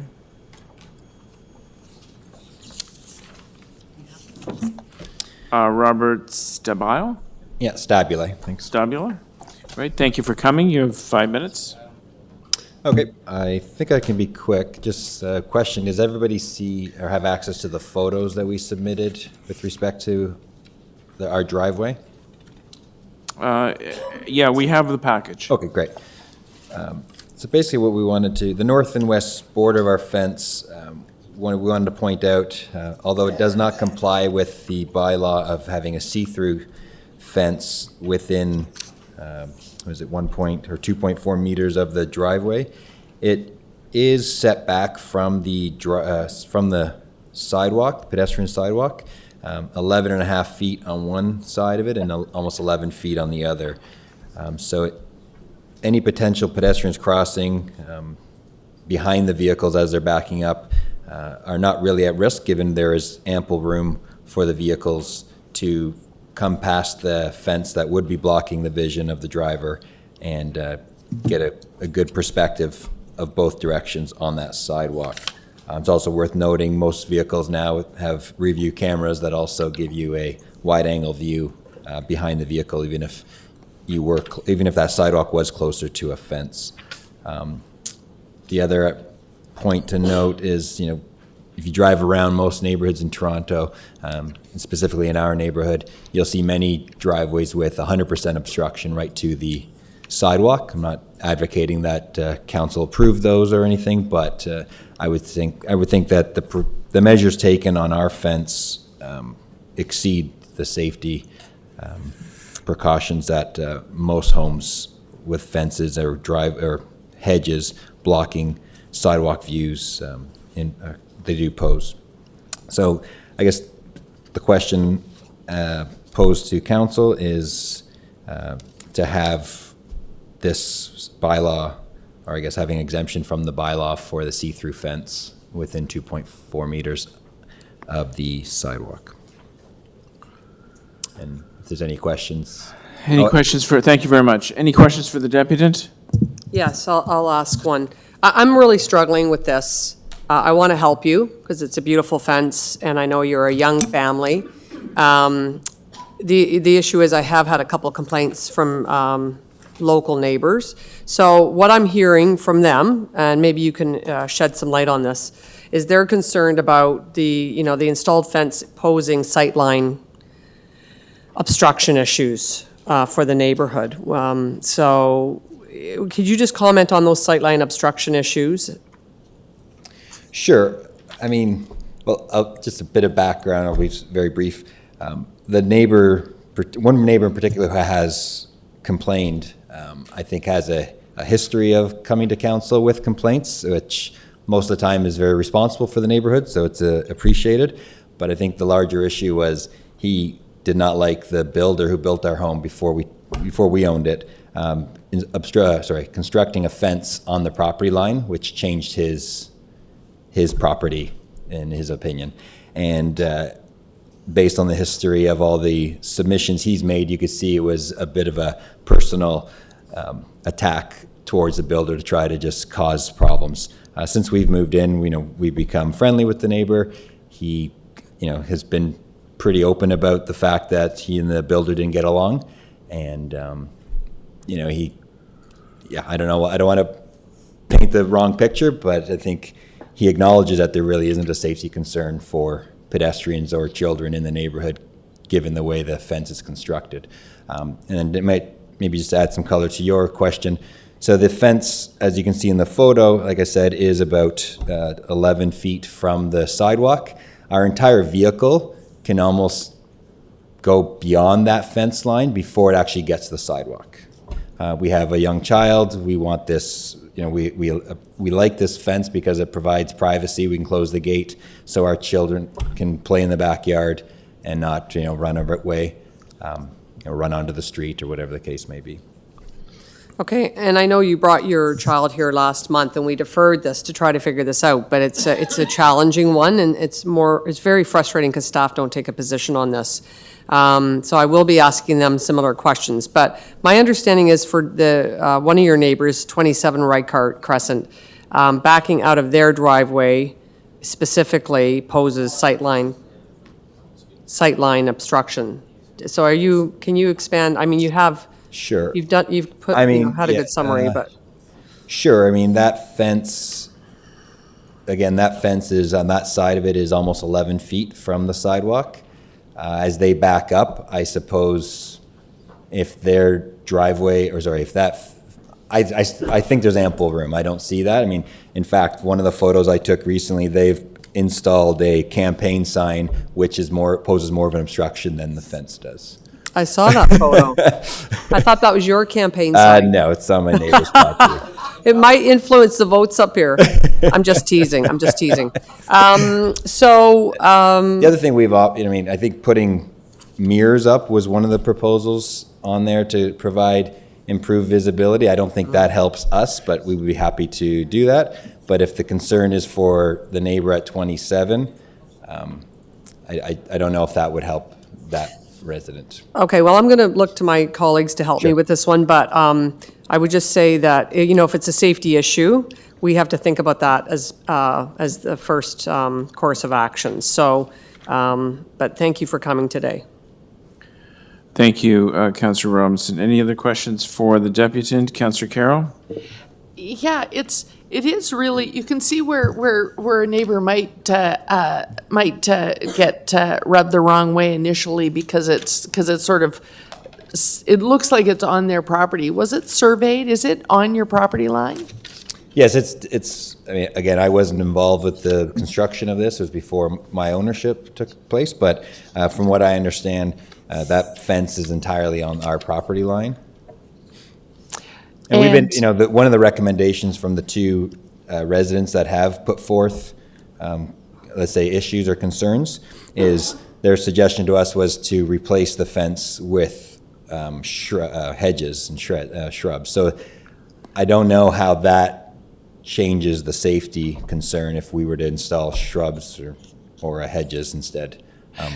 So you say that this fence went up before you owned the house or before you moved in? Yes. So you bought it renovated? Yes. Oh, okay. But that would be fairly recent because Google, which updates once in a while, does not show the renovated house. Up and down to 2. So one other question, has there been any discussion of the neighbor next door, the fence is suddenly taller where the fence sides their property? Right. Is there a special reason for that? Or has there been any discussion of leveling the fence off so that it would at least be the same height all the way around? Frankly, we took possession in July and been busy just moving in and getting settled. So no, I mean, there hasn't been any discussion there. Okay. If we were to modify the fence, I mean, that height, I don't necessarily think that height is a concern for the safety, but if the neighbor preferred to have it taken down, I would have no objection with that. Okay. I mean, okay. his comment was put cedars there, and he goes, I don't care if they're 12 feet tall. So it's not, yeah. Oh, okay. It's more of just a visual thing. They're saying people don't have fences in Leaside. Yeah. Okay. I think we'll probably have one or two questions for staff. Thank you. Okay. Thank you, Councillor Carroll. Are there any other questions for the deputant? No. No. Any questions for staff? Yes. So to Council- staff, I guess, why don't you take a position on these things? Who am I looking at? No, you're looking at empty chairs. Do you want to defer the item, or? Well, I deferred it already once, but I could. I need Chair, Mr. Chair, to know why they don't take a position, but also, is this a safety issue? And, that we have the photo in front of us. I've been by here, but I don't know. I'm not a traffic engineer. Well, that's why we pay our staff to give us advice, and they're not here. Our staff are here. Yes. They're in the Scarborough Civic Center. No, they're parking in the 401 end. All right, well, Mr. Chairman, is this item's coming up. It's already been deferred. And, no, but, all due respect, I think you should ask the chair to talk to whomever, and express our concern that when there's an item up, there has to be someone here to answer questions. That's fundamental to this committee. well, no, you're absolutely right. No disagreement here, and it's incumbent on all staff to be here. Yes, I don't think there's any disagreement on this. Yeah, no, in the briefing, municipal licensing was there, and they were fully aware that this item was coming. We briefly talked about it. Yeah, but I'm just saying that this is not an acceptable, due respect. It used to be, I'll just take a minute, it used to be in this chamber a long time ago, that all the staff stayed for the entire meeting. That's the way it used to be. And now staff leave when they don't have any more items, which is fine. But it is quite unacceptable to me, and I think this committee, that when there's an item up, that there's, look, there must be a couple, at least, there were more than one person here. Now they're all gone. And I don't think I'm putting too fine a point. Yeah, I don't know. No disagreement. As I said, no disagreement here. The staff have to stay at the very least till all the appropriate items in their division are heard. So this is the reality. We're looking at Can three you- empty can you- chairs. Mr. Chairman, can you come back to us at the next meeting and kind of tell us, bring it up and tell us what they say? Why they're not here? Yeah, Well, certainly we can do that. great. The I just answer is think going to be boilerplate. if The we answer is don't going to do be, it well, we now, have pressing it's going to business. happen again. It's going to happen again. So, Put your foot down, Mr. Chairman. but they're not in planning. Can I just Okay. add to the deputy mayor's comments and say that this gentleman has come here twice now, Yeah. and the last time with his partner and his child. And I'm not even sure which way I'm going on this as a local councillor, because it's complicated and complex, and we need staff's expert opinion on this. It's almost like I don't know what we do, Mr. Chair, in this. Well, really, there's two options. One is you can move one of the two recommendations if you feel you can make a decision based on what's here before us, or it's deferring the item. Well, I can't make a decision because I don't have the information required to make a comprehensive, appropriate decision. Well, yeah, no, I would agree. I mean, one of the reasons we have city staff is to provide advice to elected officials. We can either take the advice or not, but they provide advice. If they're not here to provide advice, part of their role is really diminished. Councillor Fillion. Yeah, when you're speaking with the staff, I would also like to know if there's a relationship between them being moved out of this building and them not being here, because the two could be coincidental, but I don't think it's happened before that I can recall, and it does coincide with them being moved. Oh, it's a very good point. I remember that email. I thought it was a bizarre decision to move our North York Municipal Licensing Office to Scarborough? To Scarborough, yes, and Yeah. I did send around an email to all of you saying I had concerns, and I think Councillor Carroll was the only one who responded, but Okay, all right, so Councillor Robinson, this is what we're faced with. There are no staff here to answer your questions. It's the second time it's here. You have to make a decision. You either defer the item or you have to move one of the recommendations.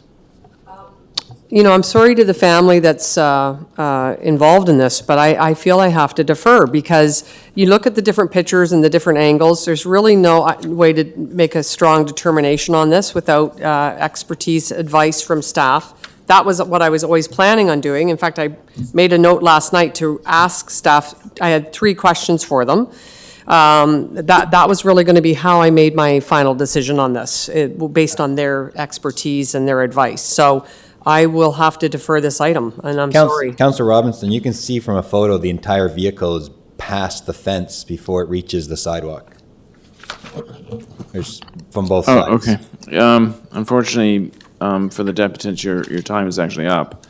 And the local councillor has decided reluctantly to defer this item to the next regularly scheduled North York Community Council meeting. This is not acceptable, what's happening here. This is completely unacceptable. It is. It wastes councillors' time. I know many of us have over 100,000 residents now. We're down to 25 councillors. Our time was precious before. It's even more precious now. Okay. A motion to defer to the next regularly scheduled North York Community Council meeting is on the floor. All those in favor? Opposed? That is carried. We can now move to our timed item for 11 a.m., even though it's slightly after. I appreciate your patience in waiting. Leaside Traffic Management Plan and Speed Limit Reduction. Now, I'll go through the list of speakers. I understand there's some changes in it. I'll go through the list. If people are here, great. If not, we'll just move to the next speaker. So I have Rosa Sparizzi. Great. If you'd like to come down, you have 5 minutes. I believe that Judy McKenna was going to share her time. They were going to work in a collaborative way as the spearhead. of the- Yes, they're more than welcome to. Okay. So she's number 4. Judy McKenna. Great, well, thank you very much, Rosa and Judy, for coming. You have 5 minutes. Good morning, councilors. I'm Judy McKenna, and this is Rosa Spazzeri from Leaside. We'll be brief. As a quick background, Rosa is a teacher, very active in the Catholic District School Board while also working full-time for Toronto District School Board. I'm a CPA with a commerce background, semi-retired after 30 years with University of Toronto. In preparing for this meeting, we reviewed your lists of accomplishments. Thank you very much. They're amazing. No wonder we live in a phenomenal city. We are here to ask for a 30-kilometer-per-hour speed limit in our small Leaside, and in doing so, we're also here to offer our assistance to you. Our wards are morphing. We were a suburban ward. We're now basically a downtown ward. It's happening to you also. You just have to drive up the 404 and 400 to see the weight of new commuter subdivisions above you. I know individuals who commute from Aurora to Yonge and Eglinton through your residential streets rather than take the 404 because it's faster at 50 kilometers per hour on your 40 kilometer per hour streets than it is at a slow crawl on the 404 or 400. Waze and Google have taught all of us that. Rosa and I are Torontonians first, Leasiders second. In your wards, we have lived, worked, commuted, or driven our children to your schools, churches, hockey, soccer, you name it. Councillor Shelley Carroll, I currently work in your ward. Deputy Mayor Denzel Minnan-Wong, I commute through your ward now and drove my daughter to your school there for many years. If I wasn't driving to Councillor John Filliott's ward for Willowdale Blackhawks hockey practice. However, I've also really enjoyed my last 4 years downtown in wards 9 and 12, Davenport and Toronto St. Paul's, 30 kilometer per hour wards. In other words, Rosa and I want the best for all of TO. Number one reason for converting Leaside to 30 kilometers is that, as Rosa says, it's the will of the people. We have a petition. You've seen it. There are approximately 62 households in Leaside. We now have over 1,500 signatures. That's 25%. Every time we cast the net, we get a barrage of signatures. Our Leaside Property Owners Association adopted a motion on June 5th, 2019 to support the 30. If the petition isn't convincing enough, the LPOA represents a majority of all ratepayers in Leaside. Our LPOA co-president, Carol Burton-Fripp, couldn't attend today. However, you can see LPOA support on their website at lpoa.ca. Number two, Leaside vulnerability. We are an accident waiting to happen. We have 51 facilities that are vulnerable. This document we uploaded to you. Leaside is only 2.5 kilometers north-south along Bayview and on average 1.5 kilometers wide. In that very small area, we have 11 schools, 5 of which are TDSB or TCDSB. We have 7 daycares, 10 parks and sports facilities, 3 hospital facilities, 9 buildings that house our seniors, 7 places of worship, 2 community centers, 1 library, and 1 fire hall, 51 in total. Our seniors, our children, our adults, our teens are vulnerable. Number 3, warrants A to D 30 kilometers per hour satisfied.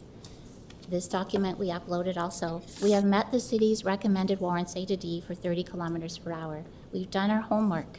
We studied the transportation lingo. We drove our streets. We measured distances from our schools and parks. We know that warrants A to D are just a recommendation and that you can approve our 30, similar to how North York Community Council already approved a 30 speed limit for Lawrence Park, our sister community, as we're now under Councillor Robinson also. Number 4, consistency with downtown and crossing Bayview Avenue. As I said earlier, like it or not, we're a downtown area now, and downtown is 30 kilometers per hour. Just as compelling, conversion to 30 will also provide consistency while crossing Bayview Avenue. another document we uploaded that shows Bayview and what is happening on either side. If you can believe it, we are 40 kilometers per hour on the east side of Bayview. We are 30 kilometers per hour on the west side of Bayview. Yet both sides are where we work and play. Why should the speed limit be any different just because we cross the street? Why is kid safety more important west of Bayview than east of Bayview?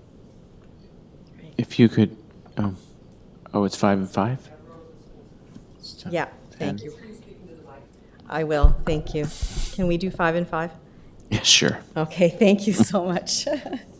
Well, thank you again. I'm Rosa Spazieri. Thank you today for listening to us. And thank you, Judy. I would like to bring your attention to a few studies. According to the Helsinki study, a common argument by drivers who are against lowering speed limits in residential areas is an increase in travel time. However, the same Helsinki study shows that a decrease in speed has very little effect, while probability of death for the pedestrian increases significantly as speeds increase. Therefore, a high speed limit through residential areas accomplishes very little, while creating a greater risk for those who live and walk and cycle in the community. According to Toronto Life, August 23, 2019, in New York and London, pedestrian fatalities have plummeted. In contrast, in Toronto, 6 people are hit by a car every day, and death rates are climbing. Posted September 18, 2019, the city, Toronto, is on pace to surpass last year's total of 41 deaths. Speeding in our neighborhood is a sad reality. In fact, it's especially worse at rush hour. And when speeds are noted, if they're noted, for example, by beacons, it is not uncommon to see speeds flashing of 50 or greater. Pedestrian survival rate at 50 kilometers an hour is 15%. Pedestrian survival rate at 30 kilometers an hour is 90%. According to the World Health Organization, pedestrians have a 90% chance of survival if hit by a vehicle traveling at 30 or less. Toronto's Medical Officer of Health, Dr. David McEwen, found this number could be closer to 95%. In 2010, a study conducted by Deputy Chief Coroner of Ontario, Dr. Bert Lowers, said that traffic speed kills, and it's an inescapable fact. Citing the statistics show a pedestrian struck at a vehicle traveling 50 kilometers is 5 times more likely to die than struck at 30 kilometers an hour. The data is irrefutable. The higher the rate of speed at which a pedestrian is struck, the greater the chance of death. Unfortunately, drivers usually go 10 kilometers over the speed limit, which means in Leaside, the speed could be as high as 50. By lowering the speed limit from 40, the current 40, to 30, we ensure that at the very least, drivers will drop their speed by 10 kilometers. It is unlikely that drivers will drive 50 in a 30 zone, and by doing that, we ensure the fatality rate will drop by several factors, as confirmed by the reports and stats I've just mentioned. As Judy mentioned, Waze and Google have increased the flow through their apps into Leaside to look for the fastest route. Leaside has a higher speed limit than our neighboring neighborhoods. And at the very least, we are asking you to equalize us with the others.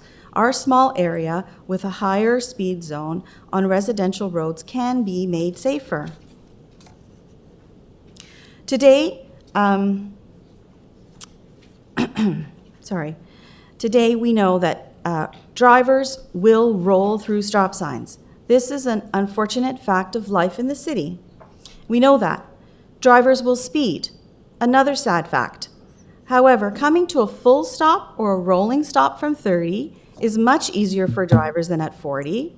Rolling through a stop sign at 40 can kill. Rolling at a stop sign at 30, though still illegal, is safer. And in Leaside, we are an active community, and we want our children to walk. However, we are afraid to let them do this as things stand now. In a summary of Vision Zero, and I'm coming to a conclusion, examples around the world, studies were included to demonstrate that regardless of when or where in the world a pedestrian traffic speed and safety study was conducted, the findings support that 50 kilometers an hour is disproportionately more deadly than 30 kilometers an hour. In conclusion, we all agree in Leaside with this study, based on our dire need for change, the emails, conversations, and signatures. Vision Zero is coming to Toronto. 30 is coming. We are all headed in this direction. We would like you to vote on Vision Zero for Leaside today and demonstrate how seamless this transition to 30 can be. Our petition shows the residents and the local businesses are all on board. Our property association agrees. For those cutting through our neighborhood, we hope that they can enjoy our streets and community while still getting to their destination with Vision Zero. Our councillor asked for 30 for Leaside in 2014. We're asking again. With over 1,500 voters and the Leaside Properties Home Association. Thank you, Councillor Robertson, for supporting her ward on this matter. We look to you, Council, to approve 30 in Leaside. We trust in your experience, your time served in such matters for our city. We also have worked diligently to provide you with as much as we can to ease the decision-making. We hope to hear you vote yes as the city moves towards Vision Zero. Yeah, you're well over 10 minutes. Oh, If you sorry. could- You are the leaders, you are the decision makers, you are the voices for anyone who has lost a life and for those seeking your service. Thank you very much. again. Any questions for the deputants? No? Okay, thank you very much. Jillian Walsh?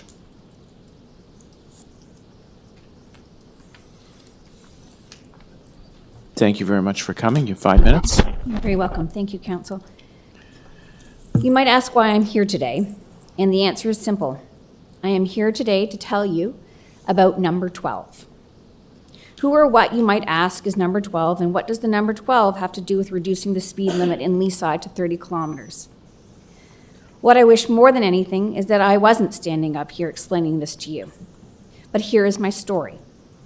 Number 12 is not a side road or a speed limit or a house number or a hotel room or a parking spot. Number 12 is my daughter. She was, in fact, the 12th pedestrian fatality in 2014. It sounds odd, doesn't it, talking about my daughter as a number? And I agree. It sounds inhumane, and it sounds cold, and it sounds unfeeling. But to many that didn't know her, that is exactly what she was.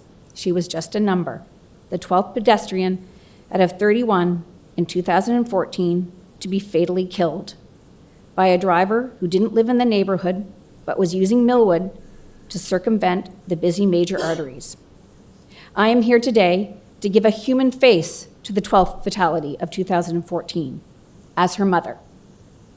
To make sure you know, she wasn't just a number, another statistic. She was a human being, robbed from us way too early. I'm here today to give my daughter the voice taken from her at age 7.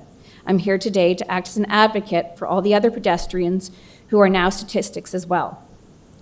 Let me tell you what was taken away from us in the blink of an eye on a beautiful July 16th afternoon in 2014. Our precious 7-year-old daughter was dramatic and expressive, fiercely independent, loving, imaginative, kind, and very quirky. In our family, we fondly called her the mayor of Besborough, because every morning, while sitting having breakfast before school as she saw all the neighbors getting in their cars or walking down the street, she would fly to the end of the hall and yell out the front door, "Bye, Allison. Bye, Liz. Bye, Ryan." And my husband was not exempt from this mayoral treatment, and she'd stand on the front porch, usually in her underwear, yelling, "Bye, Daddy," until his car was out of sight and down the street. This just gives you a flavor of what we have lost forever. We will never again see her turn 1 year older, get married, or be grandparents to her children. We will never again share the joy of another Christmas, Thanksgiving, Halloween, Easter, Mother's Day, and Father's Day with her. Why am I telling you all of this? Because this isn't about us being unsympathetic to cars by asking them to go 10 kilometers slower in a residential and school zone. The number of fatalities is rising from 31 in 2014 and is expected to hit 60 in 2019. This is a crisis. It is our job as citizens to do our part by speaking to you. We desperately wish, as a council, that you will help us make our city safer. Ask yourself, if you knew this year that your son, daughter, sister, brother, husband, wife, aunt, uncle, niece, nephew, or grandparent were going to be part of the 5%, 10%, 15% increase in fatalities, would you consider their life as a rounding error? Just one more life lost? No, you wouldn't. If today you have the ability to save just one more life as a result of a 10-kilometer reduction in speed limit, I beg you to do the right thing. Regardless of whether it changes the fatality rate by 10% or 50%, it doesn't matter. Just remember those percentages aren't just numbers or rounding errors, they are people, just like my precious daughter, Georgia. Thank you. Thank you very much. And I think I'm speaking on behalf of North York Community Council when I say we are so sorry all these years later for your loss. Going more formally, were there questions for the deputant? She has come back to sit down. I don't know. There isn't, but in fact, Jillian is the last deputant. Everybody else is standing down, so that wraps up this portion. I have someone here by the name of James Forrest. Oh, he's an addition. I'm not aware of him. So Noreen Populus and Carol Burton Fripp No, yeah, they're not. They're not here, okay. Okay. Mr. Forrest, you have 5 minutes. Thank you, Council. I am unprepared, but I'll make this quick. My name is James Forrest. I'm a resident of Leaside, and I'm a registered professional engineer. I didn't realize that speed limits were a very polarizing issue, and I've come to learn that there are some individuals who seem to engage in a lot of miscommunication and outright lying. One of those lies is that speed doesn't kill. Speed does kill. The data is very clear, and it is also just common sense. You get hit by a car doing 1 kilometer an hour, not a big deal. You get hit by a car doing 100 kilometers an hour, you're dead. So the question is, what happens in between? What happens at 30 kilometers an hour? What happens at 40 kilometers an hour? This is a chart I pulled off the internet an hour ago, and it clearly shows the, okay, when I say speed kills, I'm going to be a little more succinct. The risk of death is proportional to speed. The faster the speed, the higher the risk of death. So you can see 30, the risk of death is lower than a 40 kilometer an hour impact speed. So anyone who tells you that speed doesn't kill is either very confused or is trying to confuse you. And I know that there have been people who've spoken in front of this council who say that. It's not true. Speed kills. Now, the second piece of nonsense I heard concerns the amount of pollution emitted by cars if speed limits are changed down to 30. One individual I heard say that going from 40 down to 30 will cause an increase of 66% pollution. That's a load of nonsense. I looked over his data very carefully, and he's made many errors. Also, again, the question of pollution, I actually tried it in my own car. I hopped in my car, I drove around Leaside on a predetermined route, 3 kilometers, using a 30 kilometer an hour speed limit and a 40 kilometer an hour speed limit. And and my fuel consumption was 15% less going slower. So in my particular case, with my particular car, going down to 30 instead of 40 will actually save fuel and reduce pollution proportionally.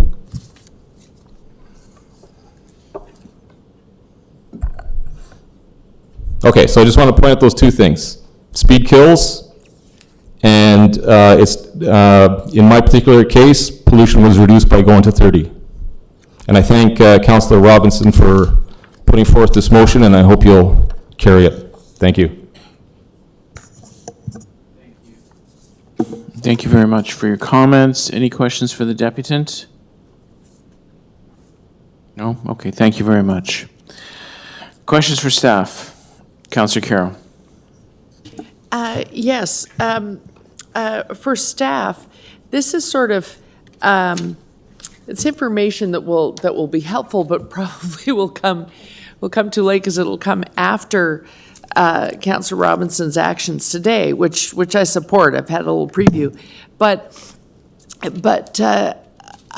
to some of the deputant's comments, when we get reports, we often get reports when we're getting updated on Vision Zero. We get number of pedestrians killed. We get number of seriously injured. But we never get a report that really tells us the circumstances so that we can group them and look at what other measures can we take beyond speed. It's my intention to actually send a request to move a motion that we get a report along those lines to Councillor Pasternak's Infrastructure Committee. Are staff tracking that now? Through the chair, absolutely staff are tracking that. For every single fatality that occurs in the city of Toronto on our streets, staff are out there within 1 day to review the situation immediately to ensure there's no safety concerns. At this time, we generally don't have the police report, so it's a very high-level review.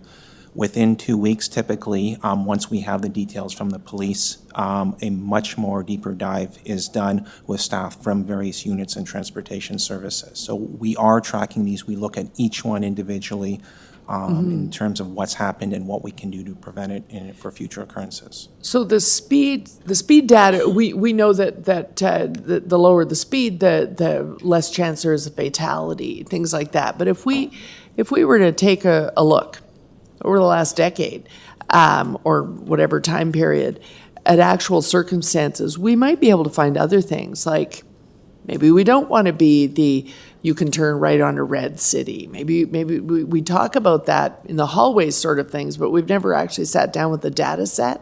So, but you're keeping those records, so it's not going to be an onerous task to put them together for council. Through the chair, no, it should not be. Okay, I'm gonna be. That's not really work for this committee because it is going to lead to policy, but just to let folks know, I've already drafted it, so I'm sending that on to Councillor Pasternak's Works Committee so that they can make that request. It's good to know that really it's already there in filing cabinet somewhere.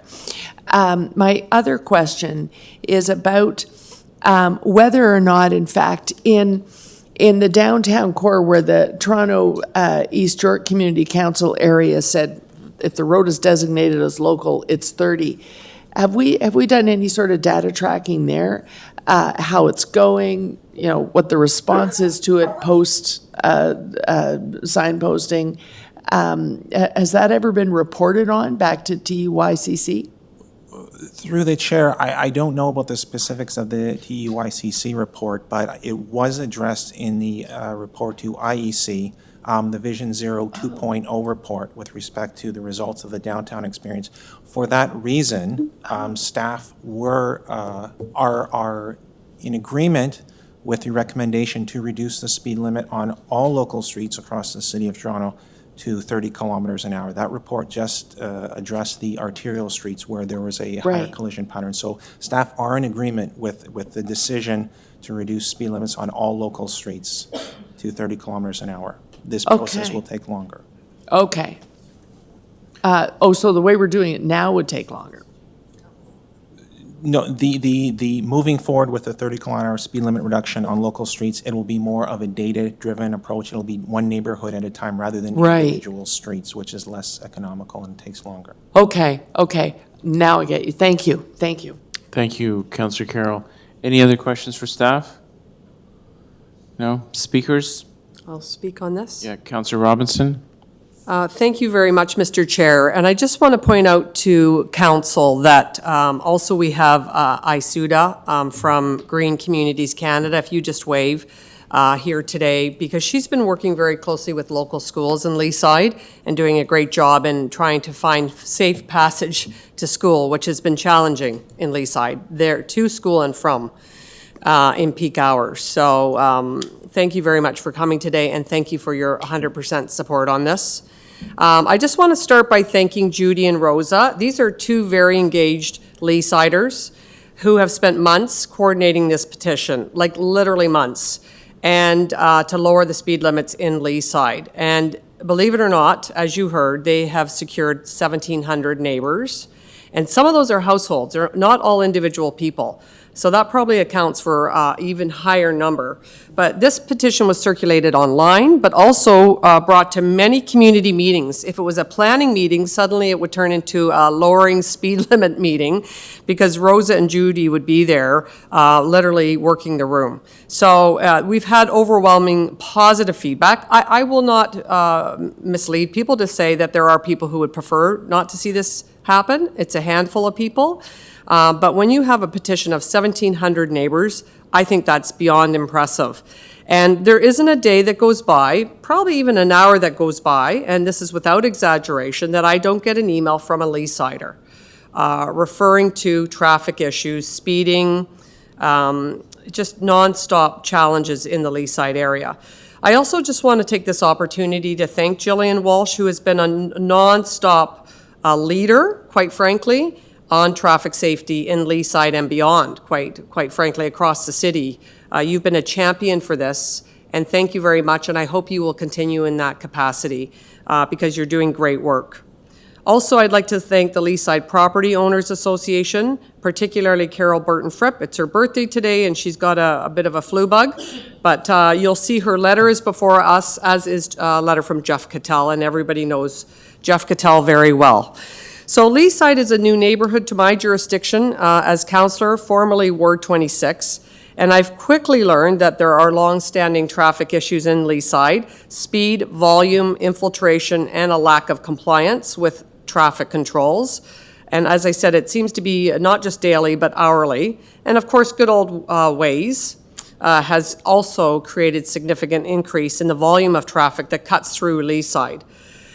I don't know if you've had the opportunity to visit Leaside, but it seems to be at the junction of multiple major arterial roads. And when you really think about it, it's this pocket that's just in the middle of almost everything. Bayview, Eglinton, Laird, Leslie Street to the north, Bayview Extension to the south. It's a very attractive cut through for drivers traveling to and from the downtown core and to the areas east and west of Leaside.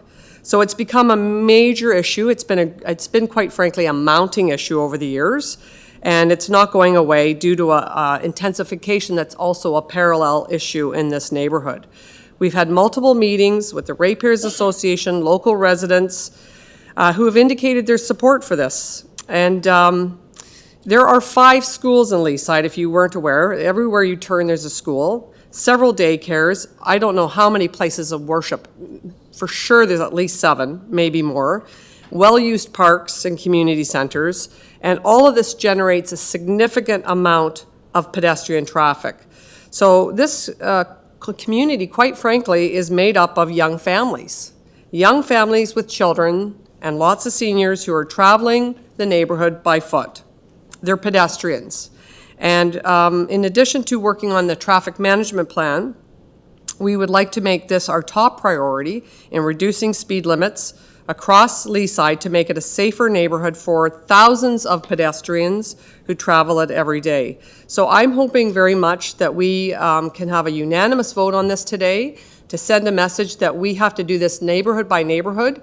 Street by street isn't enough anymore. We have to think big picture. We have to think in blocks. We have to think in neighborhoods, and Leaside is a pocket, but it's both north and south of Eglinton, and it's both west and east of Bayview.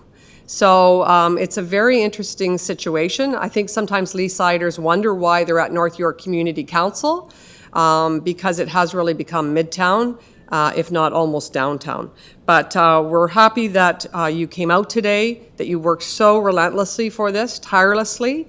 And thank you very much for all your efforts, and I hope they continue, and I hope we can secure the support of this council today to make this change effective as soon as possible. Thank you, Councillor Robinson. Councillor Fillion? Yes, I just want to say this is one of those days where you feel very fortunate to be sitting, listening to some terrific deputations. And so thank you all for the terrific job. And I look forward to having some similar deputations from residents in my ward, because I very much agree with lowering speed limits for all the obvious reasons. And it's great when you have a group of residents who, have sort of taken control of the situation and brought us to where we clearly need to go, where we put safety of everybody. I was going to say children, but really it's everybody above a few minutes of driving time, mostly for people who don't live in the neighborhood, often for people who don't even live in the city, just trying to get from one place to another as quickly as they can. Thanks. Thank you, Councillor Fillion. Any other remarks before I speak? Councillor Councillor Carroll, and then Councillor Cole. You might be going across across the whole line. Yes, I echo the gratitude, the thanks from the last two councillors. But I just wanted to mention that part of the reason I am submitting that is, we've taken some measures in Vision Zero.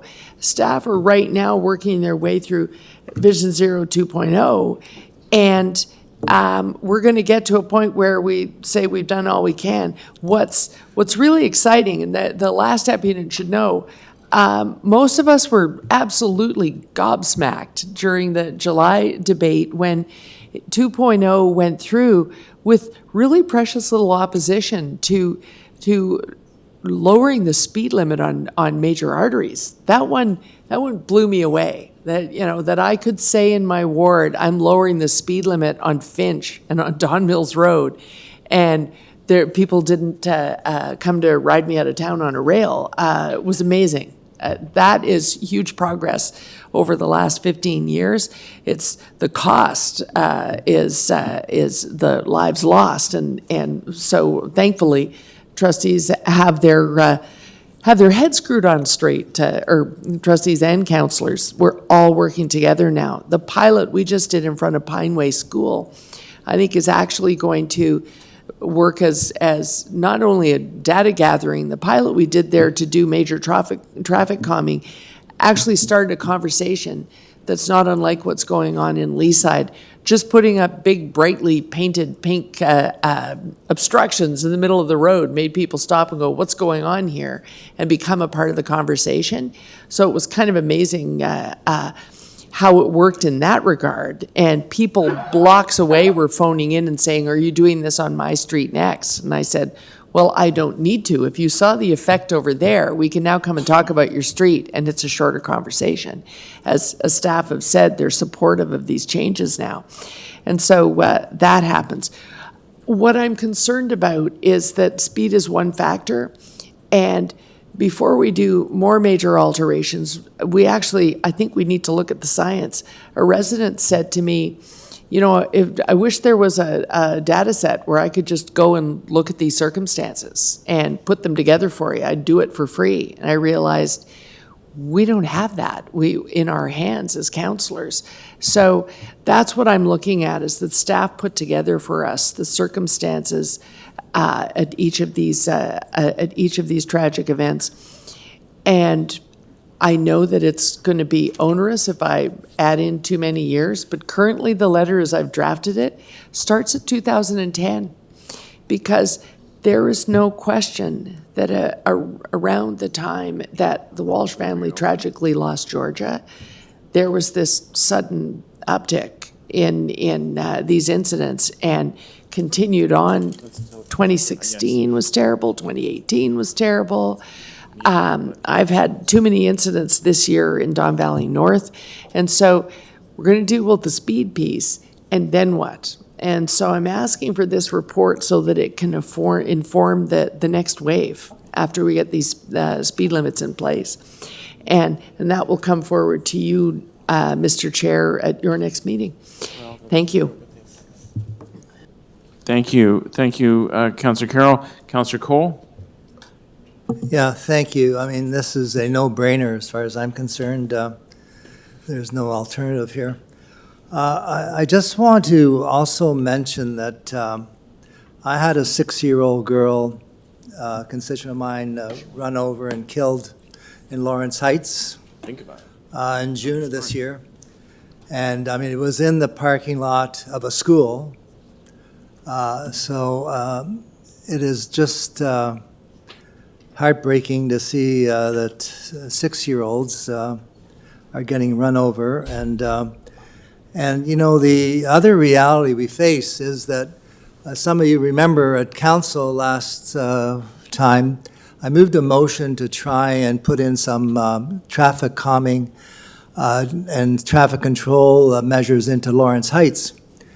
Well, you know, there's a major news outlet in Toronto that ridiculed that. You know, the fact that we were going to put in speed bumps or traffic calming in Lawrence Heights, and they made fun of it. So that's the thing we're fighting. And nobody ever dares challenges these major news outlets that basically perpetuate this thing about there's councillors trying to slow people down, and they shouldn't be doing that. So that's going on, despite all of you said and all of you witnesses, still going on. And I also want to mention that beyond the 30 kilometer speed reduction, we also have to encourage people, and you just can't blame the provincial government, but they have to understand that as a city, we are trying to get automated speed cameras in front of schools. I moved a motion as an MPP about 3 years ago as a private member's bill to have these speed cameras used in front of schools in Ontario. It's been 3 years, nothing is being done. So you have to have enforcement. So you can't have police officers at every corner, but you have to have technology like we use red light cameras. Yet nobody contacts their provincial MPPs or government and say, when are you going to allow the city to use the automated speed enforcement? Nobody does. So no wonder that they've been installing this for the last 3 years. And the other thing is we've asked for traffic wardens as a city. We can't get anybody to contact the provincial government supporting the provincial government, supporting the city's requests for us to put traffic wardens at dangerous parts of the city. We can't get it. And then on top of that, you know, obviously speed kills. We've got the provincial government now instituting faster speeds on the 400 series of highways. And I've got 3 major offshoots of the 401 in my riding. So if they're increasing speeds on the 401, guess what's going to happen when they come onto Avenue Road, Dufferin, Yonge Street? Nobody's complaining, but everybody says, oh, that's great. Greater speeds on the 401, it's not going to affect us in the city. Well, I think they're totally wrong because there's a spillover effect. So I hope people also ask for those added speed control measures, which is being delayed and delayed and delayed for no good reason. And, you know, talk about the spillover onto residential streets in Leaside. I happen to have an unfinished expressway dumping 30,000 cars a day into my residential neighborhoods. 30,000 cars and trucks. It's called the Allen Expressway that dumps cars and infiltrates all of our neighborhoods in the middle of Ward 8. And Our traffic, transportation people, I've got them on streets in the community almost on a daily basis, dealing with trying to get signalized intersections, trying to get stop signs, trying to do traffic calming. They're there every day trying to deal with the reality of speed and traffic concerns. And so they're out there all the time.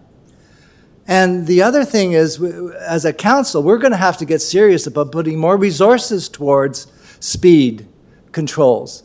Like right now, to get a report on a signalized intersection, it takes 3 to 6 months. Yeah, Councillor Cole, if you could. We need to put our money where our mouth is, too. If you could wrap up, that'd be great. That's But what I we think. certainly. So we have to the point. support the whole approach, not in a neighborhood, not in one section of the city, right across the city, to invest in speed control, traffic safety, pedestrian safety. We have to put our money where our mouth is as a city council. Thank you, Councillor Cole. I guess as Chair of Infrastructure and Environment, which handles many of the decisions and policies at City Hall, I should really say a few words. Outside of our sort of affordability, some of the affordability themes in the city, whether it's rental or day-to-day expenses, traffic management, traffic safety, traffic flow is perhaps the number one issue that comes to our offices. And it is a constant investment of new policies and innovative policies that tries to tackle some of the lawlessness that is going on our local streets. And we work with our staff at Transportation to come up with solutions all the time to get people to take a deep breath, to slow down and respect the local communities, because many people are turning off clogged arterial roads and cutting into neighborhoods. And I commend the local councillor, Councillor Robinson, for this initiative. In the area I represent, we're doing similar studies in Armour Heights and Bathurst Manor, which once again, they sit in between major arterial roads where there's enormous volume of cut-through traffic. The money investment that is going into some of these programs, recently we took over from Police Services the Crossing Guard program. That's a $24 million a year program. And of course, Vision Zero, which you're obviously familiar with, is in the $22 to $25 million a year range. The rollout of it is not fast enough. And the measures we're waiting on, as Councillor Cole mentioned, from the province are not coming fast enough. We need amendments to the Police Services Act for traffic wardens. We need amendments also in legislation for the automated speed cameras. And of course, I think I could say that councillors are fully committed to lower speed limits and many of the measures that we're trying to introduce across the city. Overall, the change in this city and the growth of this city is hard to imagine. It's the fastest growing city in North America. And even when you compare it to major cities with larger populations like New York, London, and Paris, those cities are actually shrinking in the core population because people are moving out. Ours continues to grow citywide at approximately 75,000 new residents, net new residents every year. So what happens? They need a place to live. They're probably going to own a car. They're going to put kids in the local schools. They're going to look to our recreational and park assets to participate, and they have every right to do so. But can we keep up is the real wider issue here, and we're doing our best to do so. And if we're not saving lives and preventing injuries and preventing property damage, then I'm not sure why we'd be here. So once again, what's before us has my full support. I'll support Councillor Robinson and any other councillor that brings these measures forward. We're looking at some of these things in the area I represent, and of course, we're investing tens of millions of dollars citywide. So I thank you for coming here and sharing your story and your message. I'm a graduate of Leaside High School, and it was a much Really? it was a much quieter neighborhood back then, I assure you. But my time in Leaside was great, so I truly enjoyed my time there. Thank you very much. I'll wrap up at that, and I believe Councillor Robinson will move her motions. Thank you very much, Mr. Chair, and for all my colleagues' comments, excellent comments today. I will be moving the motion that is before council to lower the speed limits across Leaside with the attachment, which is very lengthy, a full 2 pages of streets in Leaside that will today be adopted to reduce speeds. All right. All those in favor? Can I have a recorded vote, please? Sure, absolutely. We'll do a recorded vote.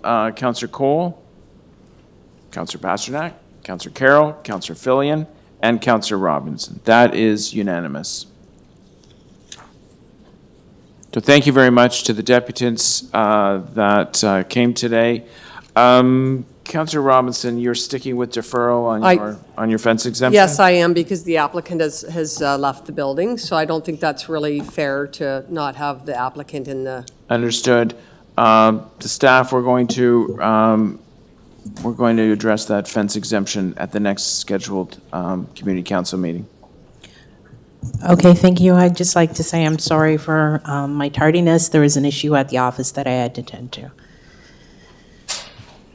We understand the office is now in Scarborough.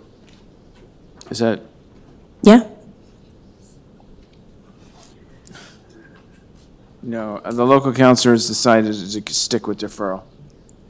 Because the applicant has left. I don't know if you agree with me, but I think it's unfair. Yeah, he left. Okay, And so we'll we will deal with it secretary. in the next community council meeting. Councillor Carroll, you have a motion to introduce and enact. I think I've got it. Oh, and Councillor, sorry, my apologies there. Councillor Minawong, I believe, has left, and there was one item he was holding. Can we move it? So this I'm was. happy to wear releasing it for you if you would like. I think Mr. you'll be very popular in Stanley Green. You could run for mayor of Stanley Green. Councillor Carroll, you would like to move the item? Oh, I was just going to move release, but if you want me to move the item as well, sure. Yeah, so it's just, Okay. okay, everyone knows the item? Yes, It's just an it's extension of the some overnight parking overnight permits, historical anomaly that we have to deal with. Okay, sure. All those in favor? Opposed? That is carried. Now I can close the meeting. Councillor Carroll, you have a motion to introduce and enact certain bills. Yes, Mr. Chair, that the North York Community Council pass and declare as bylaws Bills 1398 to 1400 and 1445, prepared for the October 10th, 2019 meeting number 9 of the Community Council. Shall these bills be passed and declared as a bylaw? All those in favor? Opposed? That is carried. Councillor Robinson, you have a motion to introduce and enact the confirming bill. Yes, I do, Mr. Chair, that the North York Community Council pass and declare as a bylaw a conformatory bill to confirm the legislative proceedings of the North York Community Council acting under delegated authority at meeting 9 on October 10th, 2019. Shall this bill be passed and declared as a bylaw? All those in favor? Opposed? That is carried. We are adjourned. Thank you very much, councillors. Thank you, clerk staff and tech support at the top of the stands. And thank you all deputants for coming today. Your comments are appreciated.